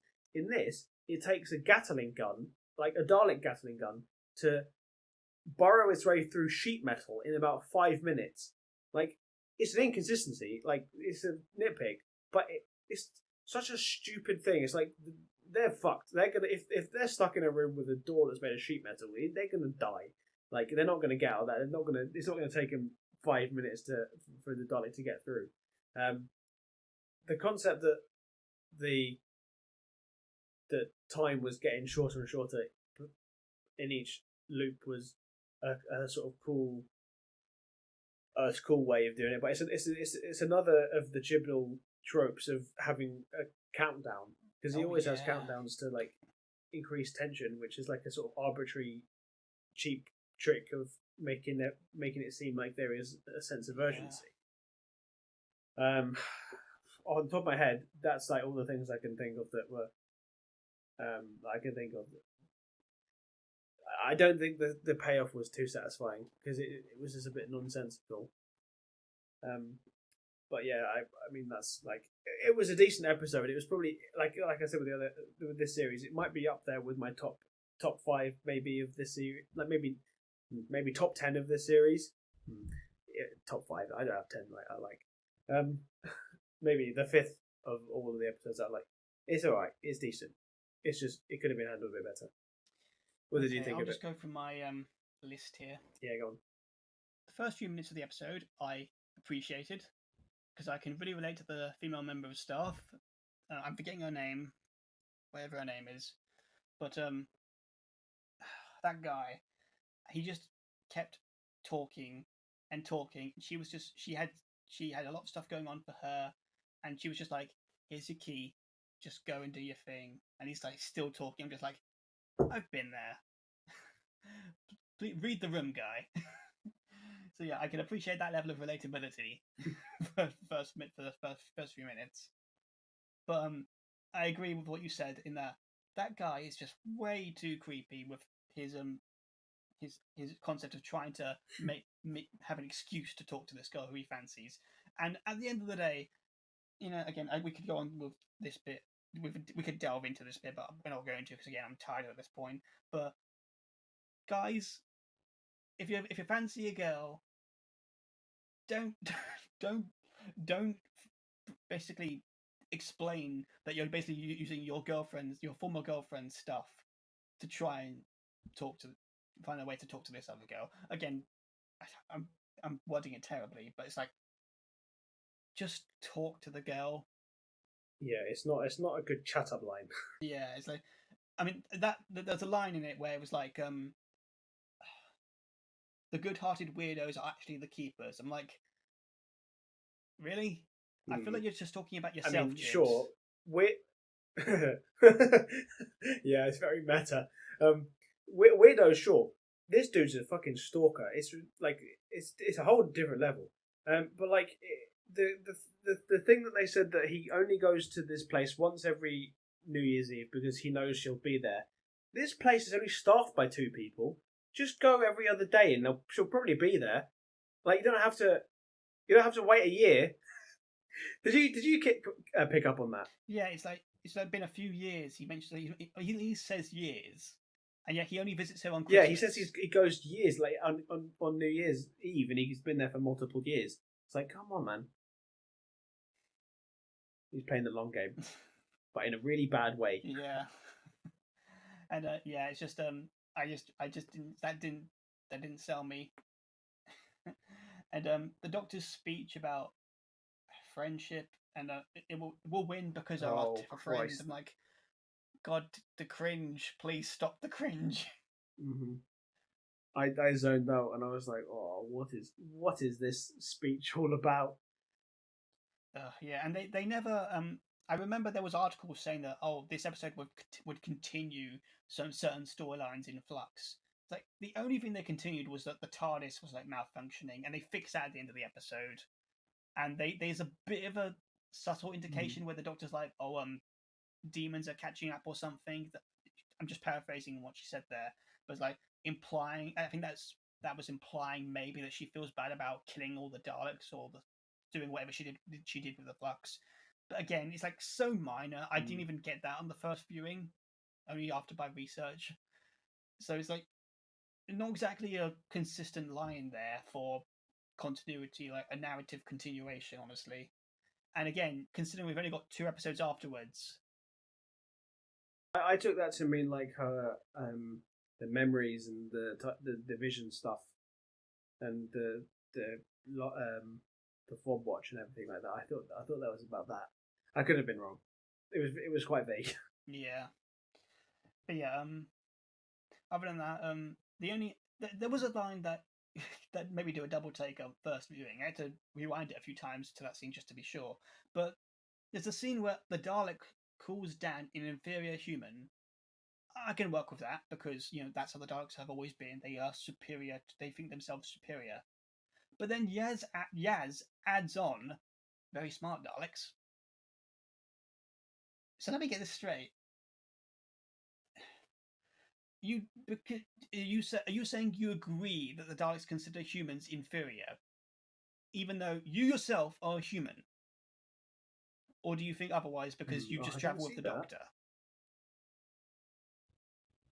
Maybe she meant because he's like dumber than the others. Did it not mean that he's an inferior human to the others? Maybe. Or was it like just in general? I didn't really pick up on that. I need to watch it again, but yeah, maybe it was just Chibnall trying to be funny, but yeah, well, probably. Yeah, but for me, it really just came across as like another subtle jab at get it, girl power. But it's like, come on. Dan's the one we're meant to be still invested here. I didn't quite get that. I just took it like if I think I vaguely remember that, but like I think it was like taken to be like, yeah, because he's a bit of an idiot. I don't know. I need to watch that again, actually. Yeah, to one zone, I guess. But yeah, the only other notable thing to talk about for this episode is just that, this episode point blank pretty much reveals that Yaz, fancies the Doctor, and again, it's just like,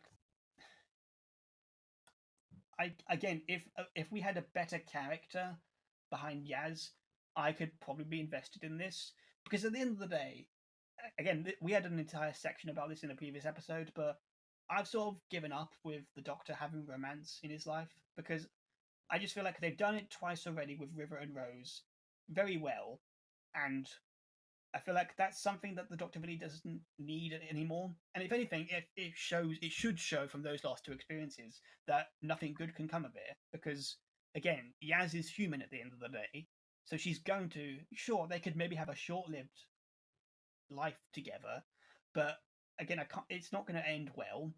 And people can have the saying of, it's the time that counts, the time with them that counts, whatever. Yeah, sure, but I need to care about the character. And again, 3 seasons, Yaz, plank of wood. so I forgive me for not feeling invested enough in this relationship when the character itself won't even give me a good character. Yeah, like I agree. Like I'm not invested in the relationship at all because I don't like either of the people. Or I mean, I keep saying that I don't like them, but I don't like the characters and the characterizations. The actors are fine, but like the thing that I took from that, I don't like care where the where this plot is going to go, but I was oh, what's the word? What's the phrase? I was like impressed, I guess, that they actually went with this storyline because I didn't think they would do it. I thought it would be like a thing that they wouldn't show like the Doctor as being like having a same sex relationship. I didn't think they'd go that way, just because they get probably some backlash from a bunch of like very right wing people. I didn't think they'd do it, but they did, and I'm like, okay, that's great that they've done it, but I don't like. It would have been nice if it was with a Doctor that I liked and a companion that we actually know about them, rather than just we know that they've been there for a long time. Like I don't care about what they're going to become because I don't like them. It's just like it's the same thing with them. With this like era, like they brought in the first Doctor who's a person of color, and that was a rubbish like plotline. And now they've brought in the first Doctor who's going to have a same-sex relationship, and it's rubbish. It's just a shame that the new representation in this show is like arbitrary. It's like, oh yeah, here it is. It's not good, but it's here. It's like you can clutch on straws. Like you get this. This is what you can get. It's not good, but you have it. Can't complain anymore. Yeah, it's very surface level. That's what I don't know. I don't know behind the scenes, but that's how I take it. It's like, yeah, you just to have it. Yeah, it does feel like you're just ticking a box. We need to do this. We need to do that. Should we put character and investment into this? Nah, we've got the brand behind us. We'll get their wallets. Yeah. It's like, no, you lost our investment. It's like brownie points. Yeah, exactly. Yeah, it's like you didn't make you lost it. You lost us, and now you're suffering because of it. So yeah. So I guess for a final close off, do you have any expectations for the last 2 episodes? Because we know that the next episode is going to be like Legend of the Sea Devils, and it's going to be like April. By the time this episode's probably going up. Yeah, Easter. I mean, by the time this episode's done and edited, it might be up already. But yeah, so yeah. What are your thoughts on that episode? I'm excited to see the Sea Devils because that's the only classic villain that I actually know. Because I don't watch classic. I've never watched Classic Who, but they're the only ones that I know about that I actually want to see it done in Who. So I'm excited to see them. I just hope that the episode is good and there's a reason for them to be in it. I have a sort of inkling that they're not actually going to be a villain because it might be a really stupid reason, but because I was looking at the costume that they were wearing and they seem like they're just like normal people. So I don't like, rather than being like a villain, they just seem like they're fishermen, which I know they're supposed to be from the sea, and everyone else is dressed like that. It's just I think it might be like a twist that like, oh, the Sea Devil's going to be here like a classic villain, but they're not going to be a villain this time. I might be wrong. I'll be if the episode's out before this episode's out, I'll be proven wrong already. But I'm excited. I mean, I've said this. I said this about Flux, and I said this about even the Daleks. I'm excited to see where it's going to go. I just don't expect now. I don't expect to like it. Like I was too optimistic before. Like I was like, oh yeah, it'll be good. It'll be good. It'll be good. Now I'm just like, I hope it's good. I'm gonna watch it. I'm excited for it. I just don't have the biggest expectations anymore. Yeah. And for me, again, I said this years ago. I love the Sea Devils. I would love to see them again, just not in Jodie's era. So for me, this really does feel like a backhanded, like, oh, you wanted them, right? Well, have them now. It's like, Please, why couldn't we just got them with Capaldi or Smith or Tennant Oh, that would have been so good. or just the next Doctor? Mhm. But yeah, we're getting them back in this era, and I'll give them this. I don't mind the design. Redesign, I guess. I'm glad they haven't strayed too far from the original, and the concept, because we know the episode's going to be set during like the pirate era or something. Like it's going to be about Chinese pirates. It's Chinese pirates, I think. So I'm curious to see how that's going to tie into the narrative. But I can't help but also feel like this is going to be more subsurface level commentaries. Just like, check it out, the first female pirate or whatever it was. I know she's like a famous pirate from history. Yeah, it's like a pirate queen. So I feel like there's. I don't know the history of it, but that's all I know. I'll give them this. If they can do it well, I'm curious to see how to learn about this bit of history. But again, I'm going to be looking out for the signs of again, girl power, all that jazz. More Dan being treated like an idiot, and again, as you said, that there'll probably be a twist like, the Sea Devils, they're not the bad guys. Environment. People are the bad guys. Yeah. The environment is the bad guy. Wait, hang on. But yeah, can't say I'm expecting too much from that episode. Probably another bottle episode where it would just be like one self-contained story and maybe a few nods of like, oh, remember that time we destroyed the universe? We've never acknowledged it in the last two episodes. Yeah. But after that, we've then got the Centenary Special, the last episode with Jodie. So yeah, as of now, we literally know nothing about it other than the fact that it will have some scenes set on Earth, allegedly from implications in the Flux final, and an alleged leak. Well, I say alleged. It's more. It feels staged, but a crew member of Doctor Who was seen carrying props, and it has the Master or something written on the box. I kind of feel like that was staged, maybe, but It might have been. I saw the picture and it does look a bit like, oh, look, here it is the Master. Oh dear, that's Baxter. Yeah, but other than that, I think Graham's going to be in it too, because there's a Bradley Walsh has been on the set in costume, so he's going to be in it. I think it's just going to be like a sort of I guess like similar to how Tennant left it. It's going to be like a sort of swan song of Jodie's era. So it'll have Graham in it. Ryan will probably be in it at some point. The Master's going to be in it. And a unit's in it, isn't it? They are, yeah. Yeah, so I guess Kate Stewart will be in it too. Yeah, but apart from that, we really don't know anything else. Do you think they're gonna lots of speculation has been like that they're not actually she's not actually going to regenerate in this episode, but she is, but you're not going to see the next Doctor. Like, she'll regenerate and then it will just be cut from just her glowing. But I don't think they will do that now, because I think they're in the process of casting the next Doctor, so they'll probably have a Doctor ready by the time she'll finish. But I don't even know, because they've destroyed the TARDIS set already, like the set that has been filmed, that they're filming on now. That they've already destroyed it. Sorry, they're not filming it now. They've already filmed everything, and they haven't cast the Doctor yet. So I don't. So it might just be cut, left off from when she regenerates. Maybe the. But that's just clutching on straws. Yeah, maybe the episode will end with her regenerating, and then the scene will cut, and then the TARDIS will land in an abandoned area or something, and we'll see the Doctor step out of the TARDIS like John Pertwee did when he first regenerated. So so we might see the outline of the character, but we won't see like the actor. Or if they have cast the person by then, they'll show like the face, or whoever's given the lucky baton. I say lucky because, again, depending on how their Doctor's handled, it could be a gift or a curse on their career.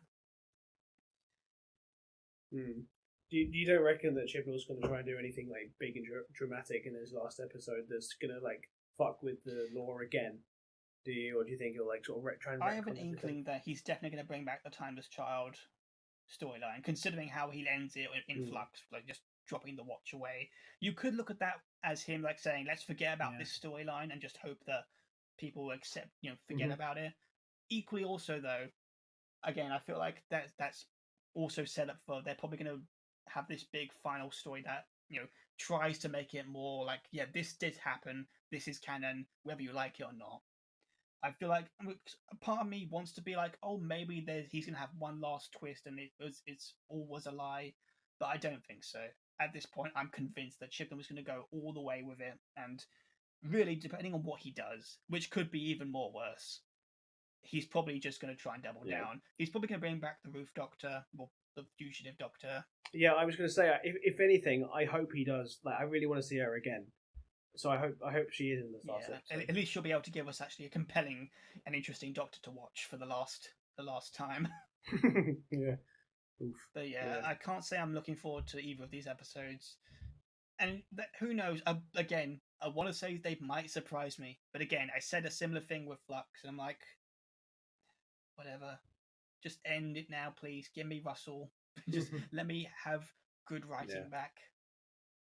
Yeah, I guess that was the good thing about Flux, is that it wasn't too long. Yeah.